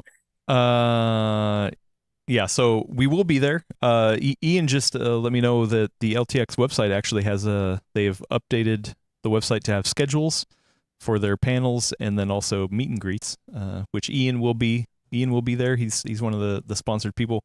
We are going and we're streaming at ASUS's booth. We're not actually under any of the LTX stuff. So the meet and greet is unofficial. If you see Gordon, come greet him. Get mobbed. Yeah. So yeah, and so we're going to be doing a series of live streams in like half an hour or 1 hour chunks at the Asus booth. Gordon's going to be chilling on a couch with guests. We're going to have like a seating area, hopefully, and then like a PA system. So if you're there, you can sit down and hang out and have some fun. If you're not, we will be streaming each one of them out, and we'll probably be breaking each stream out into their own segments, depending on the topic and the people we have on. So I mean, we've got some cool people confirmed, some good topics, and yeah, I'm excited for it. Very excited for it. So hopefully everything goes off without a hitch. Oh, sorry. How long are you all going to be there? We're going up Friday, and then we're all coming back at different times. I'm spending a little extra time there just to poke around Vancouver. But yeah, the show is Saturday and Sunday. We are streaming from 10:30 to 12:30, and then 2 to 5:30. No, or 5. Oh, wow. 2 to 5 both days. So we got a Oh, lot of wow. guests, a lot of topics. Yeah. Gordon's just going to be stuck in the chair the whole Yeah. day. So, yeah, I'm excited. Please come by and say hi. You know what? I should bring. I have a bunch of extra T-shirts. I should bring some of the extra T-shirts we have, and if you come say hi, you can get a free shirt while they last, I guess. You know what somebody needs to make is a T-shirt mortar. 'Cause we've seen the T-shirt gun. Or a cannon. Yeah. Well, Oh, you need the wow. mortar. That You brings need me the back mortar. to my Tube, and college He days. just shoots it up over the convention center, and then it comes down to land. Hit someone in the face. That's funny. Okay. We got a question. Oh boy. Oh, we got a question from Gordon Mong. What's up with Arrow Lake? Oh, yes. I do have a question, What actually, do you because somebody earlier was demanding Hey, talk about Raptor Lake refresh. Are you out of here, Elena? Yeah, I'm going to peace out. Cool. Thank you for joining us. Thanks, Elena. Bye, everybody. Do you need to get anything on screen before I pop off? Nope. I'm gonna cut to You me ready? and go ahead, get out of here. I Peace. will change it to something else. Sorry, all you people watching live. I'm gonna close this out. I'll bring something up in a moment, but for now, people can just see You could bring up Igor's a story. desktop. There you go. Okay, let's bring up Igor's story. So, what's going on with Arrow Lake? Yeah, so, there have been a lot of earlier people were demanding we talk about Raptor Lake S refresh. I'll do you one better, and we're going to talk about Arrow Lake S, and this is based off of some reporting from Igor's lab, Igor Wasilek, of course, formerly Tom's Hardware Germany, which he has taken over many years ago, and basically he has been he has obtained information about performance on Arrow Lake S, which, if you're not up on the whole Intel nomenclature, S indicates a desktop part, and it is comparing. He has obtained numbers comparing an Arrow Lake S, which in a configuration of 8 performance cores, 16 efficiency cores, also PL1, PL2 locked at 250 watts. And he has it compared to a 13900K, which is current Raptor Lake. And of course, there are rumors of a Raptor Lake refresh, which, I think it'll be Core i9 14900K. I think it'll be the last of the Core i9s. Yeah, I get to use that line from Mad Max. Okay. Because, they're dropping the I. Yep. So it'll be Core 9. Core 9. That's what some people think. I think it'll come out probably before Meteor, so it could actually be the last of the Core i9s. So that's a pretty cool line. But anyway, Igor's got numbers handed to him, and again, Igor is very reliable for getting this information. It is German, so there are some translation issues, but the first thing is comparing Arrow Lake S with Raptor Lake S and Raptor Lake refresh. And this is, again, locked at 250 watts, 253 watts for the Raptor Lake S refresh. And it's in cross. And this is actually what I like about this. This is benchmarks I'm fairly familiar with. There's Crossmark, Sysmark 25, Web Expert 4, Speedometer, both in Chrome, 107, and Geekbench 5.45, single-threaded and multi-threaded. And it actually, if you're looking at the numbers for Raptor Lake refresh, all indicators is that Raptor Lake is a bend up, clocked up version of Raptor Lake, existing Raptor Lake. There are some rumors, though, that it's actually going to offer a decent uplift in performance, and these numbers don't bear that out. But one thing I want to point out about Igor's numbers is this is locked at 253 watts. So if you have that Raptor Lake refresh unlocked, uncapped, it's potentially going to be faster. There have been previous rumors that it's going to be a decent uplift in multi-core performance, basically due to some features they're enabling in the chip, and also probably being a really good bend up part. So it's probably going to be a decent bump. And if you're at a store and if you're upgrading from your 8th gen Intel part and you're going to a new Intel Core i9, it would probably make sense to go to a 14th gen, because why would you want to buy a 13th gen? But more exciting, though, is Arrow Lake S. In Crossmark, it's about 13 to 16% faster than a Raptor Lake at 253. Again, remember, Raptor Lake can use more power than 253, so that may handcuff Raptor Lake a little bit. Pretty decent. Looks like about 8 to 11% in Sysmark. WebExpert 4, which is very, very lightly threaded, and Crossmark is also mostly very lightly threaded for most of the benchmark. You're looking at 7 to 10% performance. Speedometer 2.1. 9 to 13%. Geekbench single core, 9 to 13%, which is, pretty decent uplift. And especially when you're locked at 253, because you're well under the PL1, PL2. So that's probably going to be pretty representative of what you're going to see at Arrow Lake, despite the handcuffs of being locked down on power. And then multi-core, 16 to 20%. This is in the plebeian benchmarks that I like to run. If you're more into the Ian Cuttress kind of stuff, there's a Spec Rate 2017. There's also Spec Rate 2017 for FP, floating point, and integer performance. And Arrow Lake, again, Raptor Lake is like, yeah, okay, you're looking at single-digit increases here. But again, remember, parts are probably handcuffed because of the power. But when you're looking at Arrow Lake, you're looking at 11 to 15% in Spec Int. You're looking at 17 to 21%. A lot of the headlines that you've seen around Igor's coverage the last couple of days are like, 21%, which is pretty impressive. And that's floating point. And then Spec Rate 2017 Int base, 4 to 8%. And then the last one, of course, if we want to show it, if we could show the graphics performance. This I'm less excited about. I've seen people get totally, oh my God, it's so much faster. You're looking at a huge, 230% increase in performance. I was like, who cares? Because really, yeah, that's the one. So that's looking at, so you're basically in the darker blue, you're looking at Arrow Lake. And, according to the numbers that Igor has gotten, 230 to 240% over Raptor Lake. And of course, by the way, Raptor Lake refresh, basically the same performance. And when you're looking at, that's 3D Mark Time Spy, graphics performance only. So that cuts out the CPU, which doesn't really move it that much. And then 3D Mark Wildlife Extreme Unlimited graphics score, you're looking at 210 to 220% in performance improvement. A lot of people are like super jazzed for that. I'm less so jazzed because to me, remember Raptor Lake and Raptor Lake refresh basically give you Intel UHD graphics, which is the absolute bare minimum of probably what you would even call graphics.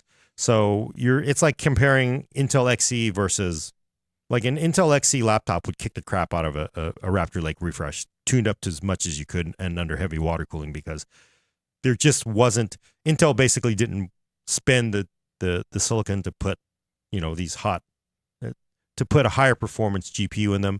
So it's a little like that's less impressive in some ways, but it is actually kind of nice that if we're going to see Arrow Lake S in a higher end part, you will actually finally see decent graphics, because Intel for many, many years has, on the highest end parts, they go like, look, you're going to take this very high end Core i9 and you're going to pair it with a discrete graphics card. So who gives a damn about what the integrated graphics does? It's just there to turn on the monitor if you need it to and give you the media encoder. But to me, it's previously, it's always kind of sucked, but they're actually going to give you fairly decent graphics, even on the high-end CPUs, it looks like. So that is actually a nice development.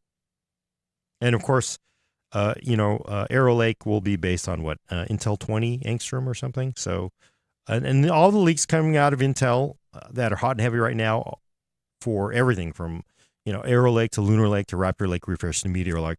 It sounds like with this amount of leaks that are coming out that Intel is looking like it's raring for a fight in the next 12 to 24 months. So should be exciting. Yeah. Cool. Leaks happen. So you are excited about this? Yeah, no, I actually am excited about it. Between Meteor and Arrow Lake and Lunar, we're going to see advanced packaging out of Intel. So, Intel, they have been doing fairly decently considering what they have. Again, they're on Intel 7, which, cynical people would want to say is 10 nanometer. It's a tough fight against where AMD is coming from using advanced TSMC process. But, the fact that they're able to tile these parts in and mix and match stuff is going to make it really, really interesting. So it'll be interesting to see if this is the time, classically,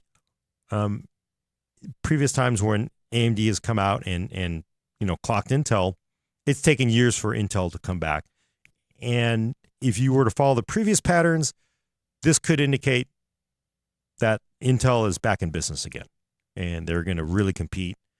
And they've done relatively well considering what they've had to work with. But this could, if you were to look at previous patterns, could indicate, yeah, they're really spoiling for a fight here, could do really well. At the same time, AMD has not shown that they're just simply going to sink under the waves again. So I don't know. I would never say who's going to win the battle of the next 12 to 24 months. But the best thing for consumers is more performance everywhere from laptops to desktops. Competition for this means lower prices, better performance, and it's going to be great because you'll have so many different things to pick from. So I am excited because it's way more exciting when you have both companies offering really good parts competing to give you better components. So that's what's exciting about it. Yeah. We will see. We will see. We got a good question in here. There's a lot of good questions. Maybe I don't think we're going to get to all of them, but thank you. Please keep them coming. Eggwen22 says, asks, any thoughts on this morning's Framework 16 laptop announcement? I know you dug into it a little bit, but yeah, I didn't get too much to dig into, but I did get to check out. By the way, Sean Hollister, a fantastic writer and editor over at The Verge. Go check out his video and story about the Framework 16 because outside of Linus, who basically is an investor in the company, this is the first public showing of the Framework 16, which is again the secret of it is we did a video as well. It is an upgradable gaming laptop built to the philosophy that they have maintained on their previous Framework laptop. Sean got to basically screw around with it, take it apart, put one together, and it's pretty neat. He did an interview with Narav over at Framework as well as Frank Azor at AMD about the laptop, and he's pretty jazzed about it. I am also pretty excited about it too because, the holy grail that Framework is promising, although we have seen Framework deliver upgradable ports, upgradable motherboards, screens, and all this stuff, which is awesome. But the holy grail to me is upgradable graphics. Their approach is pretty cool because what they're doing is they basically take a gaming form factor laptop and they have an upgradable bay and you slide your graphics card into it. It uses this interposer, and actually Sean has some pictures of the interposer on here. I think it's 8 lanes of, I'm going to hope, Gen 4 on here. So on that separate module is the graphics card, which, again, this is not new. People have done upgradable graphics in the past, but the difference here that is new to me, is the module actually includes power delivery. I believe it includes power delivery, and it also includes cooling. So previously, all of the upgradable laptops that were designed before, they were still built as one unit, or they'd use MXM modules, and then they would have to have the cooling attached to the module, then that was attached to the CPU, and then they'd have to deal with the power and all that other stuff. And it always would hit them in the face because it would be upgradable until it wasn't. And then, by the way, lawsuit. And that is repeated over and over and over again, where companies would say they could upgrade it, and then it couldn't because, by the way, NVIDIA said we need way more power than we thought we could. So now they're just left holding the bag, and they end up with a lawsuit by people saying, hey, I can't get my upgrade. This actually hopefully gives Framework more room to work with and avoid that problem in the past, because the fact that you can have the cooling and the power for that GPU on its own module should make it easier.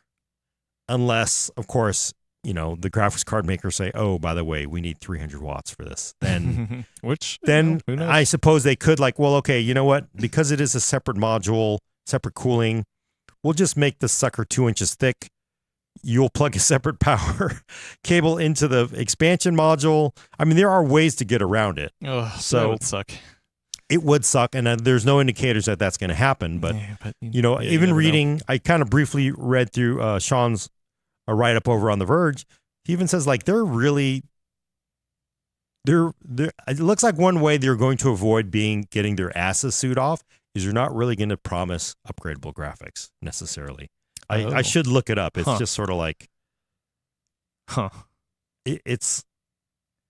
I mean, but here's the other end of it, though. I feel like the people who gonna. How do I say this? I feel like the people who are interested in buying a framework, kind of need to understand that this isn't going to be the best of the best. Like no matter which way you slice it, I doubt it. That it's going to be like, if it has a 4070 in there, it's not going to be the best 4070 you can get in a laptop. Sure. I mean, there is space constraints, there's cooling constraints, all that stuff that goes into designing a laptop. And when it is all designed together, not to be modular, they can get more out of it than if it is designed to be modular. You get a framework because it is modular, and you can upgrade it. So that would actually be a bummer if it does have some limited upgrade capabilities, because then you're kind of getting screwed at both ends. You're not getting the most performance out of the part that you're getting, and then if you can't upgrade that part, then that's kind of not that's why you would get a framework. So and I'm going to read this. This is 3 graphs. I'm going to read out of The Verge again. Sean Halster wrote this. I know Sean knows his stuff. Great guy. Quote, despite all this, Framework and AMD were pretty cagey about promising GPU upgrades. Though after asking the same question a half dozen ways, I think it's safe to say they're strongly leaning that direction. Quote, Quote, we've very specifically designed the Framework 16 for graphics bay upgradability, says Patel. We are committed to making sure there are graphics modules beyond the initial launch, quote. And then next line, quote, we are committed to generational upgrades as a company, he adds later. All the cost, the engineering, a giant chunk of that was making the expansion-based system possible. That's not something we're going to do and abandon, because there wouldn't have been a point building the product without that, quote. And then next quote is, we are invested in future versions of this product with Framework, quote. AMD's Azor tells me, that's Frank Azor, formerly of Alienware, Dell, and now at AMD. We are invested in future versions of this product with Framework, quote, AMD's Azor tells me, comma, but won't commit to GPU upgrades specifically when I press him. He adds that AMD can't make an absolute guarantee because technology can change unexpectedly. Like, say, if PCI Express dies off like AGP did in the early 2000s. Quote, I don't think anyone could guarantee that AGP was going to be around forever, quote, Frank Azor said. So, again, this is the reason they're being so cagey is because, by the way, every company that has said they were going to do an upgradable laptop that I've ever written and touched, they've gotten sued because when the upgrades didn't materialize in a way that made those people happy, they got sued. So they're very mindful of the fact that, yeah, sure, it's probably going to be upgradable, but we don't want to get our asses sued off like all those other companies did. And there are every single company is sore to talk about it because they ended up getting sued. Alienware did their, and again, that was another project of Azor because that's always been his fantasy from Alienware from forever ago. Do upgradable graphics. Well, I mean, we had seen iterations of that a handful of years ago, and they thought, well, we let you upgrade. If you bought the lower end card, you could upgrade to the higher end card because again, the roadmap changed. It went left when they hoped it went right, and it didn't work out, so they couldn't go to the next generation. And they ended up with a lawsuit. And so these companies are really, really hesitant to say it. That's why that's why you have lawyers to tell you to not say anything. So I'm again very excited about it. And again, check out Sean's story and video because there's a lot of really cool stuff, very frameworky stuff, all the upgrade stuff. And I'm like you, Adam. I agree. I love the concept of framework, and there's also a really good reason why you'd want to buy an MSI, an Asus, or Gigabyte, or an Alienware, or many other gaming laptops, because they're going to be a little more solid. They're not going to have all these seams in them. There's just it's purpose built. Sure, will you be able to upgrade it? No, but there are reasons to have those other laptops too. But if you're into the whole upgrade life, I love it because I love what the framework has been able to do. And I think we did our original framework video and I really thought it was awesome, but I didn't think they would be here. And they've actually proven they've done several upgrades to the original framework. They're doing this now. AMD. They've added AMD, so they're now doing a 16. It makes me feel a lot better about framework and what they're doing. So I'm very excited about it. I love the concept of upgradable laptops. But you do have to understand there's going to be a compromise. There's always a compromise. There's going to be a compromise. There's engineering compromises to everything. So when you have to do this, it's not going to be as nice as a gaming laptop purpose-built gaming laptop from another company, but you can upgrade it. So I have a question. If say if they're like, oh, you know what, we're reading the tea leaves, and if we promise GPU upgrades, we're going to put ourselves into a dark hole. So you know what, they come out, they say, you know what, we can't promise anything, and years later they don't. How beneficial for do you think a Framework 16 would be that had the original GPU, but you can upgrade everything else? I did. What were the GPU options? I'm sorry. Did they mention what were the? Well, the one that Sean did was obviously because you had Frank. It was an AMD because it was what do we have in here? It was a RX 7700S, so not exactly a high TDP part. Mm-hmm. And then for the CPU, it was a 7000 CPU. So let me find out what it is. It was the okay.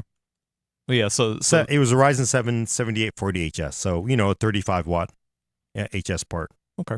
Well, yeah. So say they were like, hey, you know what? Actually, whatever initial NVIDIA AMD offering, that's just what we're going to have for, who knows how far down the line. Or you buy a new Framework 16 that has something different, but you can still upgrade everything else in that original Framework 16. Like then becomes a little more muddy the water. Well, I think it's in the immediate term, it's going to be a no-brainer. They will be able to do whatever the cooling they're going to be able to put in the module. You will see a GeForce 4000 base version of it. I'd almost bet you'll be able to see a Radeon 8000 and a GeForce 5000 version. I just can't see why you wouldn't be able to, because again, what they have done is very different because they, you basically have it. The bottom half of the in the back of the laptop is the module. Mm-hmm. So that lets you grow too, right? Because it could get ugly as hell if it gets thicker or longer, but at least you'll be able to get your big fat GPU. Yeah, by grow you mean the back can extend out. Yeah, they did show that in our original video. It's like, hey, here's one without a big butt, and here's one with the big butt. I don't know how to describe it. So yeah, I think even Sean calls it like big butt or whatever. Oh, So really? it's- Okay. yeah, and it really it lets it lets you kind of grow if they need to grow it for TDP for power. And again, like I said, so this is supposedly I've talked to them as well. They think they will get to a 200. The holy grail of GAN charges is a 240 watt USB PD 3.1. So it's designed for a 240 watt GAN charger. As we know, if you get to a bigger GPU, 240 watts not going to do it. Like honestly, 280 is probably kind of like that mid-range GPU for more power, and 330 is more useful. But again, what's to stop you from plugging directly into the module? Because they built that module almost as a standalone part, as an add-in part of a desktop computer that you could just slide onto your laptop using this. They have a interposer that you can, just running PCIe that you can connect to the rest of the system. So that I think they're not going to see it again, because lawyers, by the way, bless you, because you keep people from letting your mouths write too many checks, but they don't want them to say it because they know what's happened over and over and over in the past. So I think it'll happen. But the cool thing, Adam, is not everything is about graphics. So say you have a Framework laptop, I want to add 4 M.2 drives in an external bay, right? So you could actually integrate, 4 M.2 drives in there for a video editor or some other kind of crazy storage solution.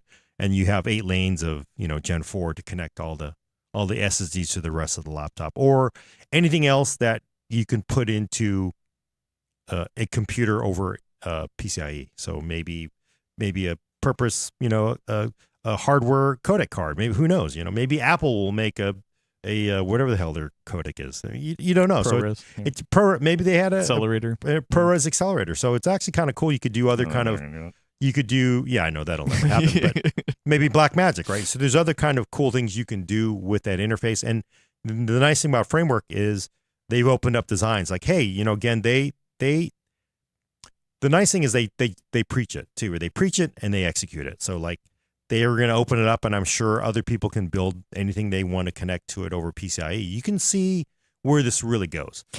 So yeah, and honestly, that's the thing that's more exciting to me.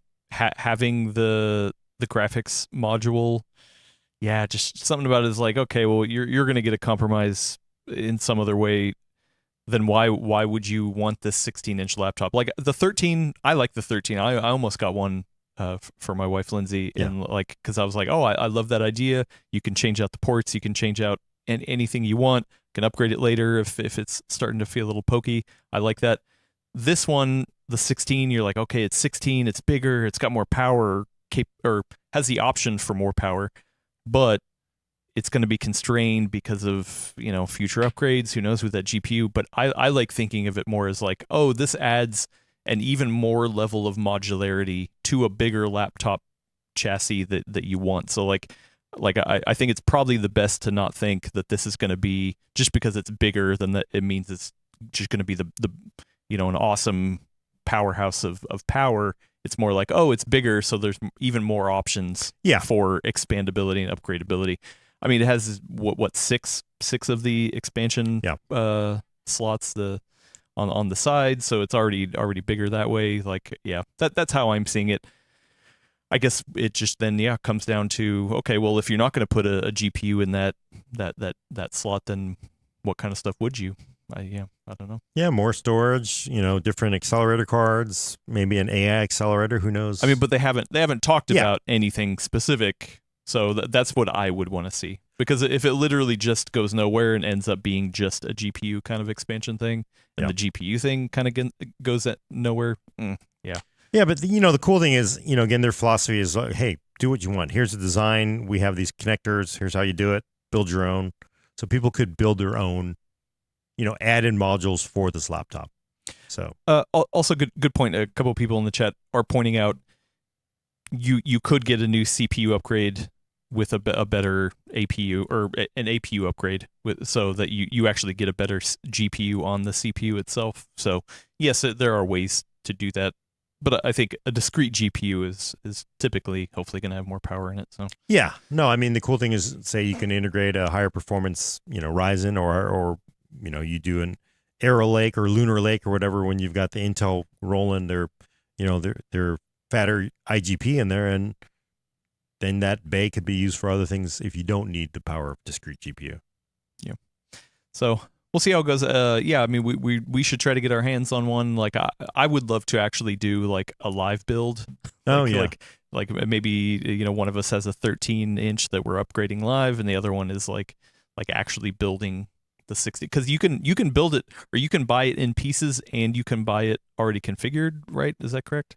On the original, you could build to order, or you could build your own. Build your own. Yeah. There are a lot of different ways. But again, when I did the original video, I was like, the odds would be against them surviving. Yep. Right? Because it's really tough to do it this way. But the fact that they've gotten so far and it looks like it's doing well is really cool. Yeah. Right? So it would be nice if the philosophy went further, because the throwaway version of electronics that we have today just kind of sucks. Yeah, we've went too far.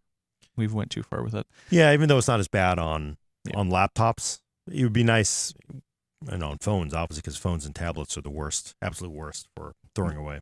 Yeah. We did get a $10 Canadian super chat from Coffee saying, if you guys want to test Grill Canadian PC Store employees, you can go to Memory Express and Canada Computers in Vancouver. I might just have to do that. Thank you. Unfortunately, they're not going to be there because they live way too many miles away from Vancouver. It's a bummer. Would have been good. Would have been good to see you. We have another major topic before we get out of here, and that is one that was brought up by a friend of the show, Cause MC. If we were to create a PC hardware and gamers constitution, what are some fundamental right manufacturers, game devs, and the big three have to follow? Examples: all games must support DLSS, FSR, and XeSS. Example: no cursor-based UI element in console games. Example: Steam seasonal sales are federal holidays. Okay, so those aren't hardware necessarily related, but yeah, if there was a constitution, we all got together and was like, hey, all you companies need to do this for the right of the people.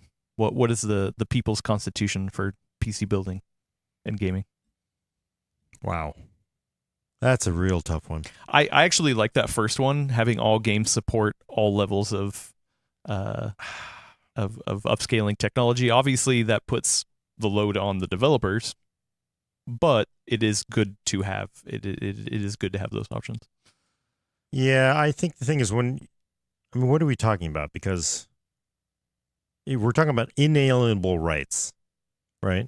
I mean, yeah, the actual U.S. Constitution, it gets that deep. This is more of a joke, kind of like we don't need to. No, I know. This isn't like every right that humanity has to have. It's more like, hey, what are the things that PC gamers and builders would love to see all companies do?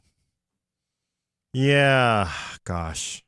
I mean, I'm really kind of torn here, because I embrace, again, I love this idea of a modular laptop. I embrace our upgradable lifestyle of desktop. That's why desktop has always been the ultimate, right, for technology people, because you can upgrade it and modularize it to your needs. You can personalize it. But I am always reticent to force companies to do things. I can think of one hardware related. Standardized front panel pin headers. Make that crap easier. That's pretty standardized now. No, who doesn't follow it anymore? No. To actually plug it in, right? Some motherboards come with that little thing that you plug in, and then you plug in. Some of them are like, whatever. It's the Wild West. You figure out where to plug it in. Like that thing is a pain in the butt. I would say that needs to be standardized. Well, it is. It's just that I can't think of any motherboards that don't use it anymore. But the problem is not all the case enclosures do it that way. I know, and they all need to get together and figure it out to standardize it, because that is like one of the most painful parts of a build, and it doesn't need to be. See, the reason why I'm really sort of like so torn on this is because the freedom and chaos that we experience on the PC is exactly the reason why the PC is what it is today. Which is true.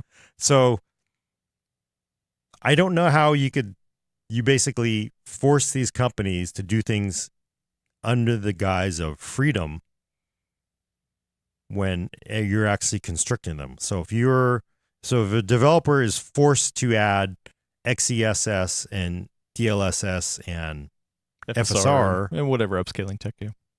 I mean, that developer is now burning resources to do it. Yeah, everybody says that's like whatever. It's not a big deal, but somebody has to do it. Somebody has to make sure it works. And that's why I'm like, I really kind of like, I want there to be freedom. And then the thing, like, think about it this way, Adam. It would be really cool. And this is the reason why people need to respect the U.S. Constitution for what it is.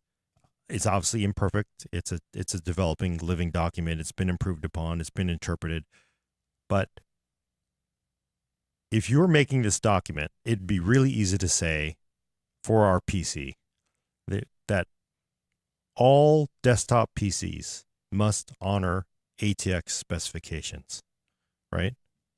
So we have to have, interoperability. You must follow industry standard specifications.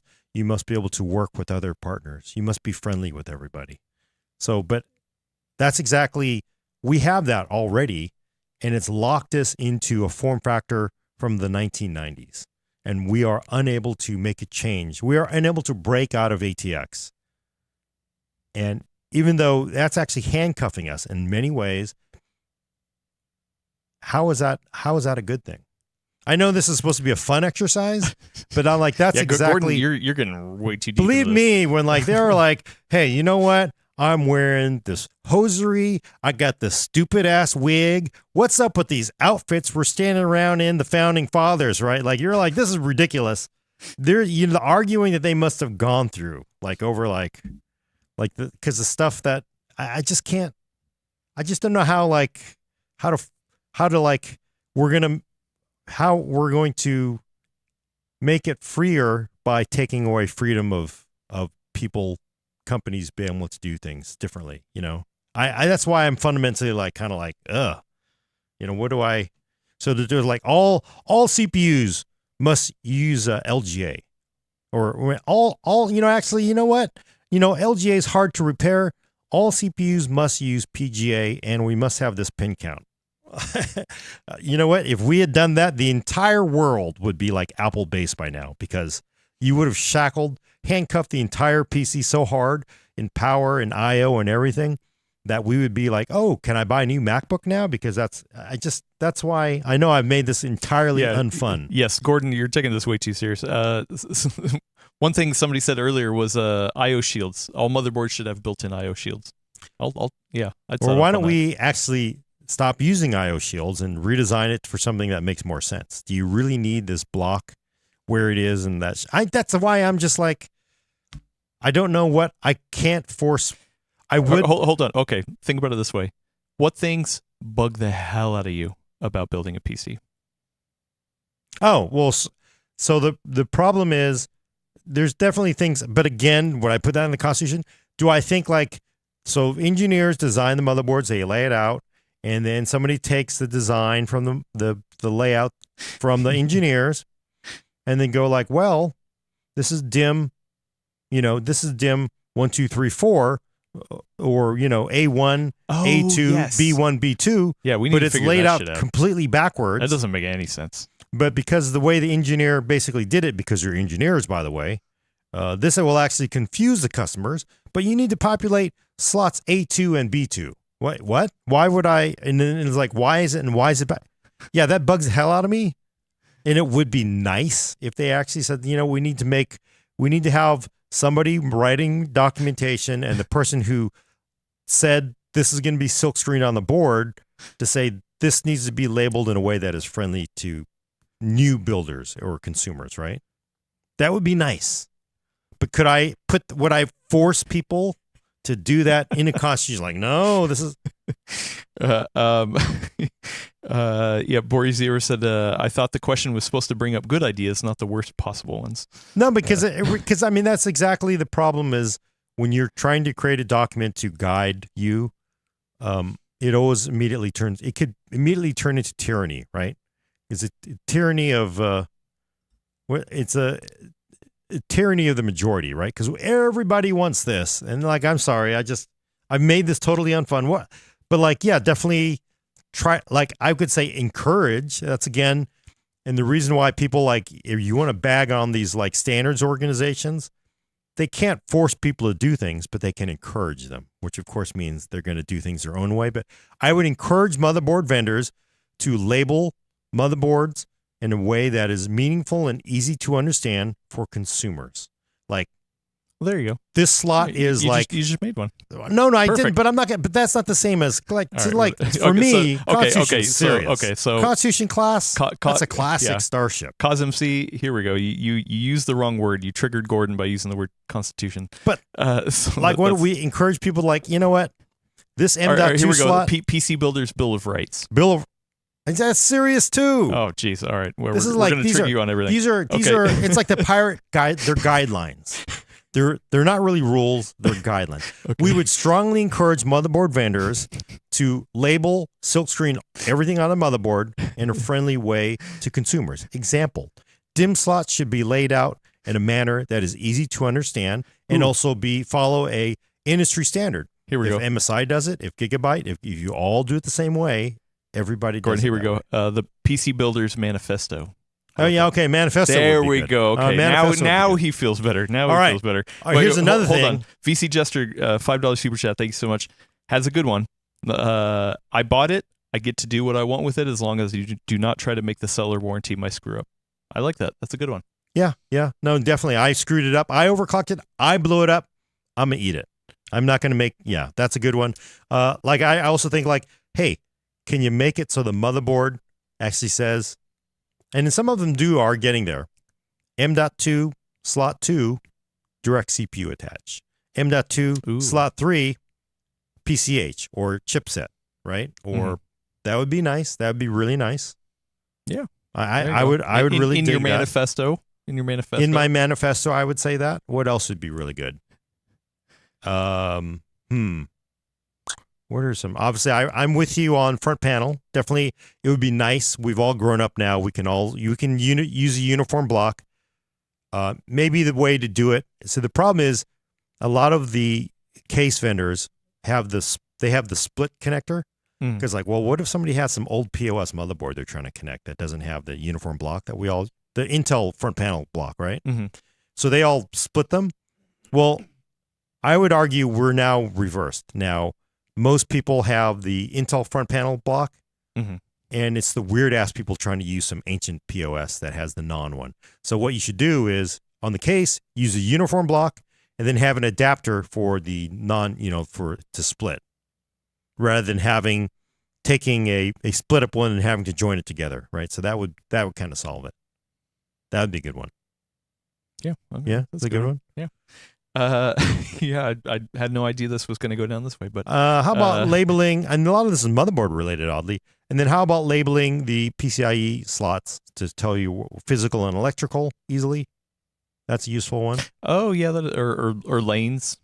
I would also like quick releases to get to the M.2 Whoa. storage because I mean, or the like the PCI lanes. Those quick releases for the GPU, like that's especially if you use a tower cooler and then you have a chunky SSD cooler on top. Yeah. That would help. I would like it as part of our manifesto is everybody can embrace change. Right. Oh, yeah. So one of the problems is a lot of people want uniform standards, which is actually the thing that locks you into never changing. But- Mm, And I would actually like the community and everybody to embrace change. If we have to change ATX, if we have to change power, we have to change this.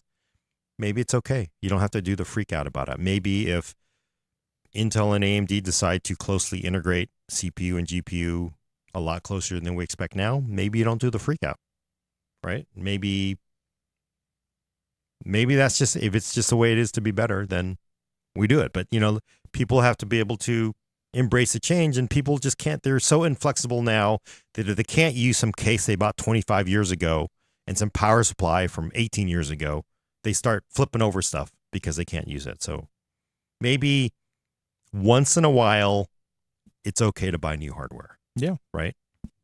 Every once in a while. Yeah. Every once in a while.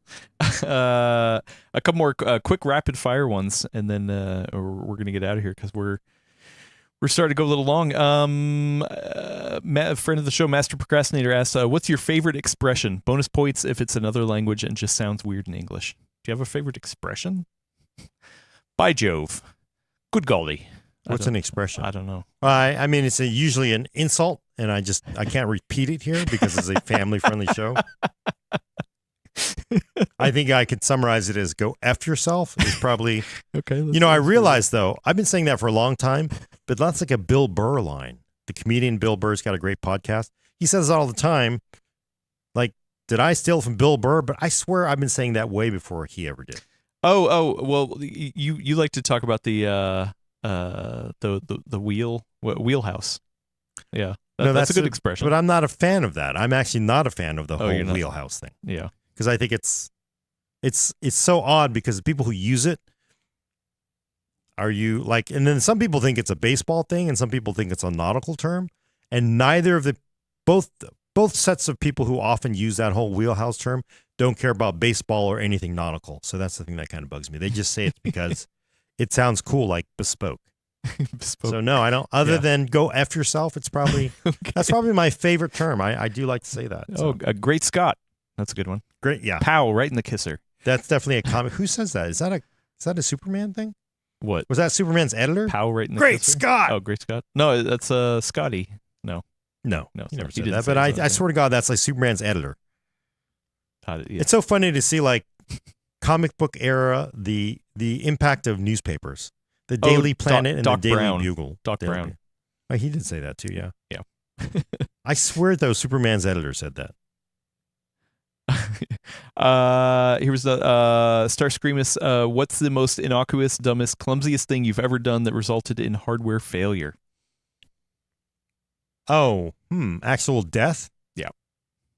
Drop something, pour something on it. I've dropped things before. I dropped a prototype Falcon Northwest system. Whoops. Yeah, that was bad. I have unplugged graphics cards while they were running, memory, and I was showing Nathan Edwards, like, yeah, sure, you can. Come on, just overclock. You can't damage. And I blew the board up immediately. So, yep. I'm trying to think of what. Yeah, I mean, I've definitely messed some stuff up. I can't think of stuff off the top of my head that I've like, oh crap, I just killed this. Oh, really?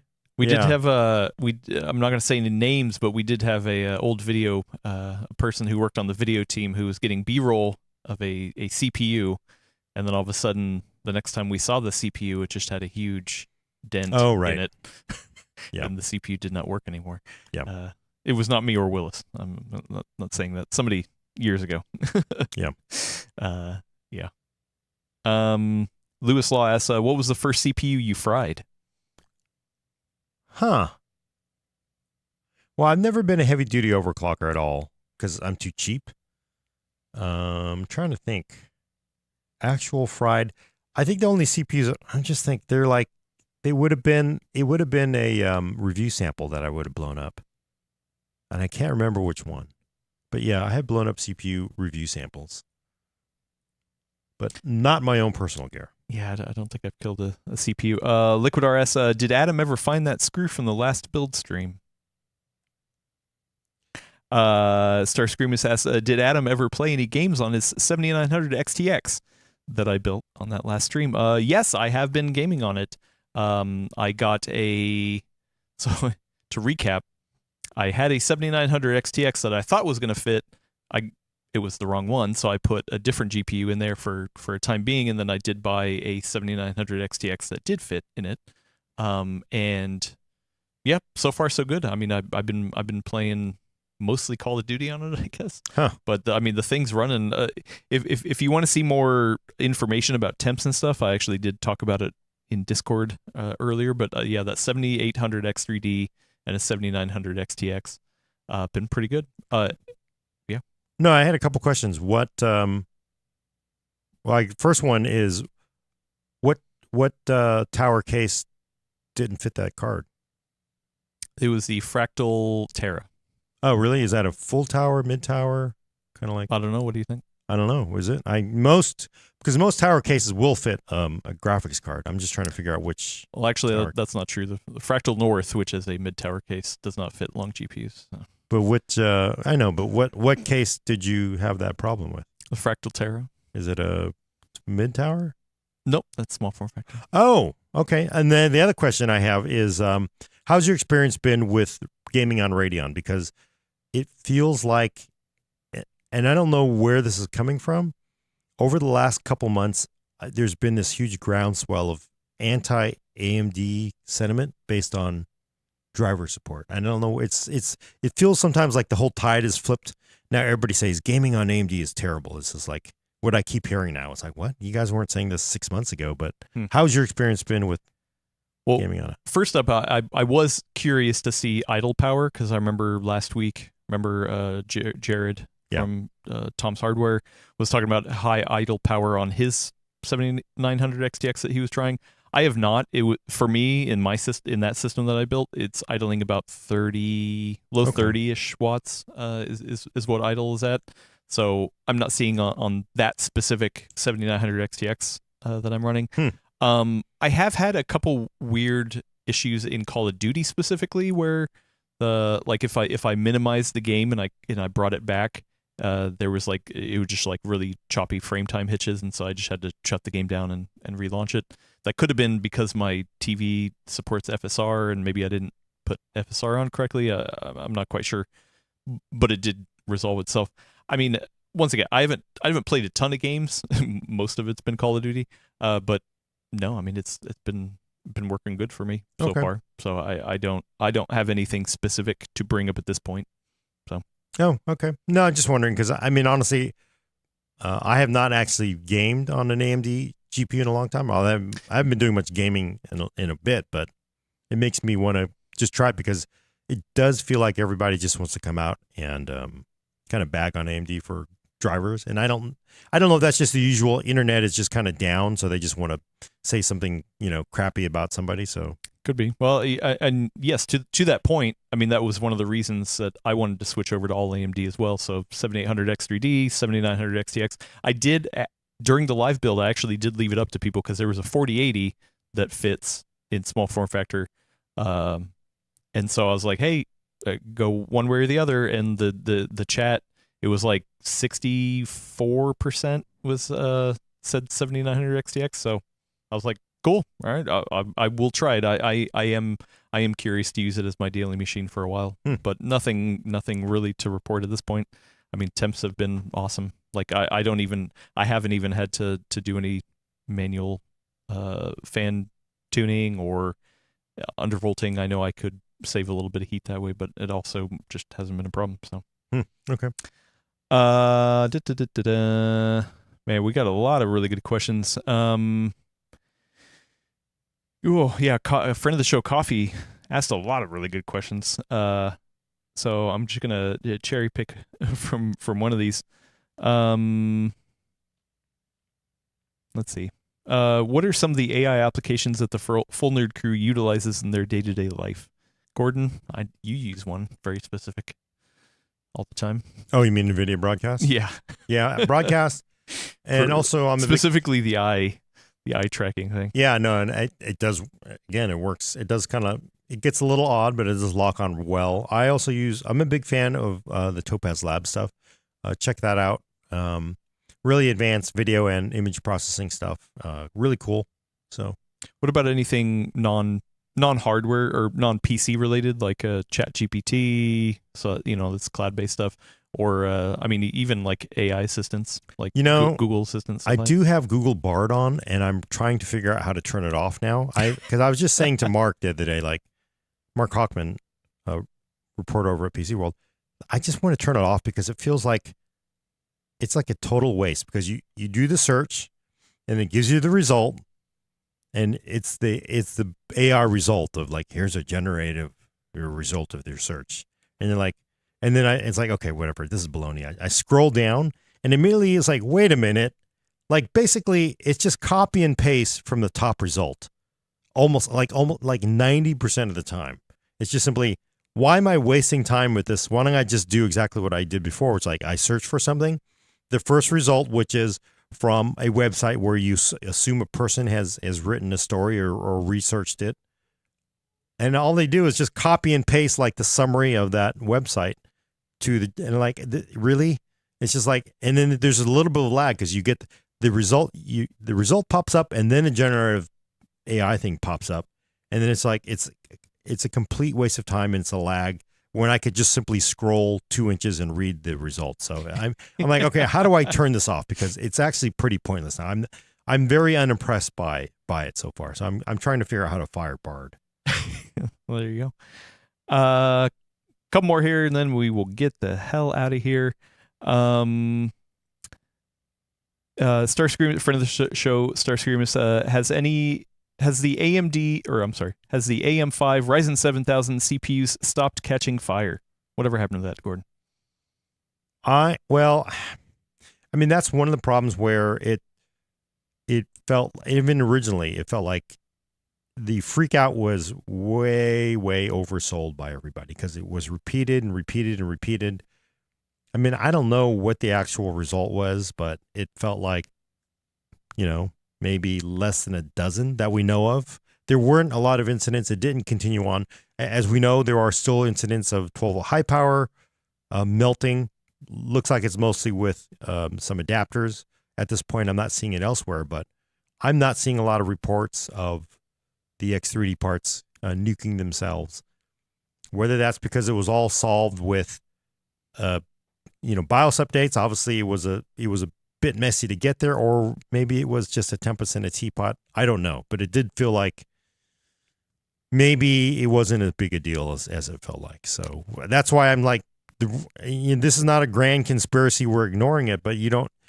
Generally you kind of watch to see what people are tweeting and writing about on Reddit and seeing if they're saying it's still happening, and people aren't seeing it. So I'm guessing that's why people aren't talking about it. So why it went away, I don't know.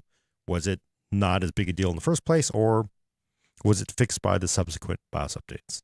I will say on my new gaming system, the 7800 X3D, I did install the latest BIOS, all the drivers, things like that, and I have been watching the voltage, and I'm not seeing anything crazy, at least in the way that I was looking at the voltage, which is very generic. So yeah. All right, a couple more here. We did get a £2 super chat from Space Channel 5. Ooh la la, love that. Said we're all friends of the show here. Yes, you are a friend of the show. Eternal Duo gave us €5. Says, since this is Ask Anything, what skincare regimen does Gordon use? He always looks good, even if he is 1 years old. It's probably simply the magic of internet YouTube. I use nothing. In fact, so I used to do, we used to do Build It's in the previous magazine, and the art director, Natalie, would always make me wear gloves. And I didn't realize until later on that she made me wear gloves because my hands look like farmers' hands. Because they were just like, it looked like I'd been like, digging in a field and in an engine block. And it just, my hands, I admit, they're better these days, but they're just, I have really horrible skincare. So I would say it's actually the opposite, in which if you think it's good, then that's the magic of the internet, I think. I can confirm this, but when you started working with us and we started doing Hardcore Hardware, it worked in your favor. Because Hardcore Hardware was, the Hardcore Hardware was all about, you in that basement doing some crazy stuff and, just. Right, but the same thing, so right? It worked for your hands to be all messed up. And I think, I've had many people comment like, wow, what is up with you? What do you do with your hands? Hardcore. Have you heard of this thing called lotion? But no. Okay, last one we'll get out here. Friend of the show, VC Jester, gave us $5 super chat. Thanks so much. Said 67 minutes is up. Sorry, Mr. Mandela. Yes, people need to quit being angry about change when it comes to the computer. Yeah. Smaller PC cases and gaming with controllers. No, see, you know what I don't understand? I'm gonna correct the record here. I have no problems with small form factor machines. I think people who build them and love them, more power to you. What I don't like is when people's like, there's absolutely no negative to this. Like it's every bit exactly the same as building intimate. That's exactly my problem. It's like Who not says that? true. The people who say it. That's exactly the pushback. It's like I have no problems with building small form factor. For me personally, I don't like it. I like to I don't like having to wrench on this tiny ass thing, cut myself. It's just a pain in the butt for me. If you like to do it, great. But I'm also going to say a bigger case is going to have better thermals, more opportunity upgrades, and that's just a simple fact. An XL is bigger than a medium. That's just it. But yet, what happens when I say that? People are like, oh, no. Come Gordon, what if I told you the temperatures on my 7900 XTX? Exact same compared to a large tower case. Wait, which 7900 XTX? I looked up reviews and it was like, wow, that was the same which exact. 70? Oh, got it. Now I got to look up the model. Was it the one that didn't fit in your case? Was that the one? No, it's the. Is that the one that didn't fit? Let's see. Right? I'm sorry. I just the bigger shroud one that you're referring to, which was during the live stream, was an ASRock version. The one that I bought. So how are the temps on an ASRock card in your small form factor build? It's the Sapphire Pulse was the one that I'm using right now. So, but the ASRock. But guess how what? are the temps on that one? I mean, if it would have fit, it would have been the exact same. So why didn't you use it? Because it didn't fit. But you were talking about performance. No. See, why are you saying people aren't saying it? You are saying the exact opposite of what I'm saying. If you take that card and you put it into a big ass case and you put a custom water loop in there with the car radiator mounted to the side of it, it's going to be better, right? Gordon, I've never said that you can stick anything you want in a small form factor case. You can obviously, there are things that don't fit in small form factor case. If it's an ITX case, guess what? It doesn't fit ATX. I've never said it could. I'm not trolling here. I'm being trolled. I'm simply saying if you have a larger case, there's potential for better cooling. That's just a simple fact. It's physics, right? No, because I'm telling you, a card that I'm using in a small form factor got the same exact thermals as a card in a larger tower. So you're saying that it's actually there's zero thermal advantage to a larger case in a small form factor build. Can be. So you're saying there's zero.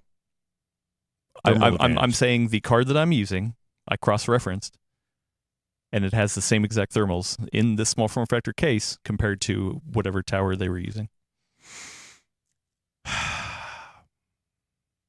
I'm saying you can if you want to argue that, guess thermals. what? It's not fitting. Oh yeah, well yeah, it didn't fit. So yes, you can fit a bigger card in a bigger case if you want to. But I'm saying the exact same card in a bigger case is not performing better. What about with your custom loop on that? I mean, I don't build custom loop on either. But you're seeing what I'm saying here.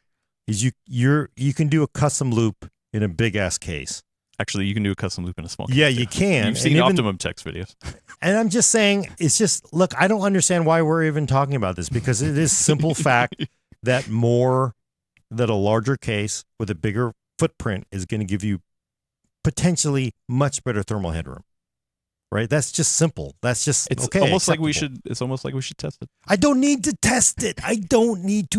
Adam. I don't need to test it. It's just like I could phase change it in a full size big ass case. Right? It's just. You know what? I'm not saying it's better. I'm just simply saying that's actually the truth. Right?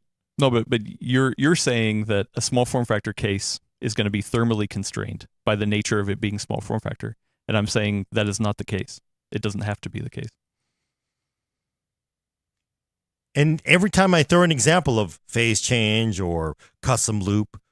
Well, number one, I have never built custom loop, so you'd have to talk to Optimum Tech for his small form factor that has a 4090 custom loop in it.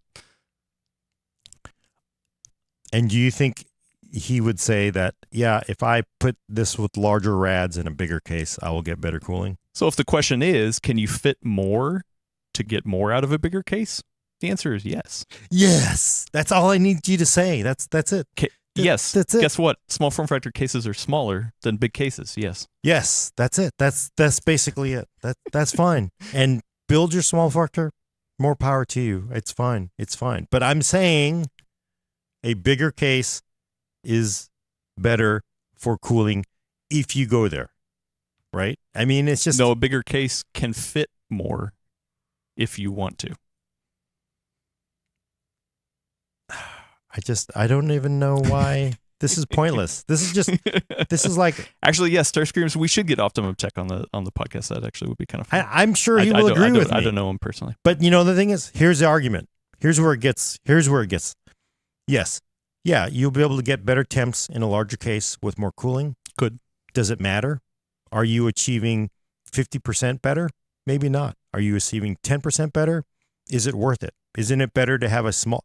And these are all factors in there. But the simple fact is, if you're having data center size cooling, you're going to get better cooling, right? That's just... Maybe. We should test it. Actually, it would be good to. Anyway, yes, people are sick of hearing us argue about this. Eternal Duoe gives €5. Thank you so much. Said, this is just proof that GPU coolers are too big these days. Yes, I agree with you on that one. Gordon, would you agree with me on that one? I want to know, like, to me, I want to know is how we got here and whether this is just simply part of the business decision, like where they just simply put the big ass coolers on them and then because they expected a certain TDP and then they just didn't go back and change it, or are they building for future headroom, or it's just simply, it's just easier to do this. And then frankly, people, if you have a big ass cooler, people will think you have better performance, right? It's just like a dinky cooler without all the fancy stuff is not going to go like, why am I paying $1,000 for this? If I'm paying for something that looks like it's as big as a cinder block, then it's weird. It's possible that the marketing potential for it may be what's influencing the size of these GPUs now. Actually, it was funny because, I was looking at, what was it, 4060? I think it was 4060. Somebody, sorry, I don't have it on hand. I was looking on Newegg at the different versions, and there are like single slot, single fan 4060s, and then there's like triple fan 4060s that are like 2.5 slots, and I'm just like, wait, that's the same exact card. I'm sure it runs cooler, but wow. Like, but maybe not enough to make a difference too, because I'm sure is a really efficient part. I'm sure there is a difference, but like I do wonder how much of it is just marketing of like, oh wow, you can only buy a 4060, but check it out, this one's huge. That looks cool, right? I do wonder if you're going in to buy a card and you're not, you're maybe not the most informed buyer, then you're gonna like the bigger cooler, right? Because it looks better. Most people are gonna think that. Yeah. No, well, I mean, the one thing we did test recently was when Keith and I were looking at the A770. I tested the reference version against a ASRock Phantom Gaming OC, I think is what it's called. Oh, sorry, I can't remember the exact model. But temps were actually cooler. Oh, man. Now I can't remember off the top of my head. But temps were like, oh, okay, wow. Like, that's a bigger cooler. It was a substantial difference. More, yeah. So, anyway, but I mean, Arc isn't exactly as efficient as 40 series, 4060 especially, right? Yeah, I don't think so. Okay, yeah, we should get out of here. But thank you to everybody. There's a ton of questions. Oh, you know what? So somebody says that we should do another Q&A. Maybe if the summer continues to be slow, maybe we should do more Q&A, because thank you. There's a lot of good questions. I wish we had time to get to all of them, but guess what? I'm hungry, and we're going to go get some lunch. So, Gordon, why don't you get us the hell out of here? I remember Vapo Chill. Somebody was asking about that, but yes. Taking us out? Yeah, let's do it. Check back next week for your fix of PC Talk on the Full Nerd. For audio listeners, subscribe to us on iTunes, Google Play, or Spotify. And please leave a review if you're on one of those services, because every time you do, Adam and Gordon argue about whether 2 is more than 1, and Adam will insist 1 is not. Send questions and comments to thefullnerd@pcworld.com. Thanks for coming. I'm Gordon Ung with Elena Yee, who's left. Bye-bye. And Adam Patrick Murray is going to hit the off switch. Thank you. Once again, if you are going to be at LTX, come say hi. Come hang out. Maybe I'll have some free shirts to give out. Anyway, see you later. I forgot to cue up the music. And bye.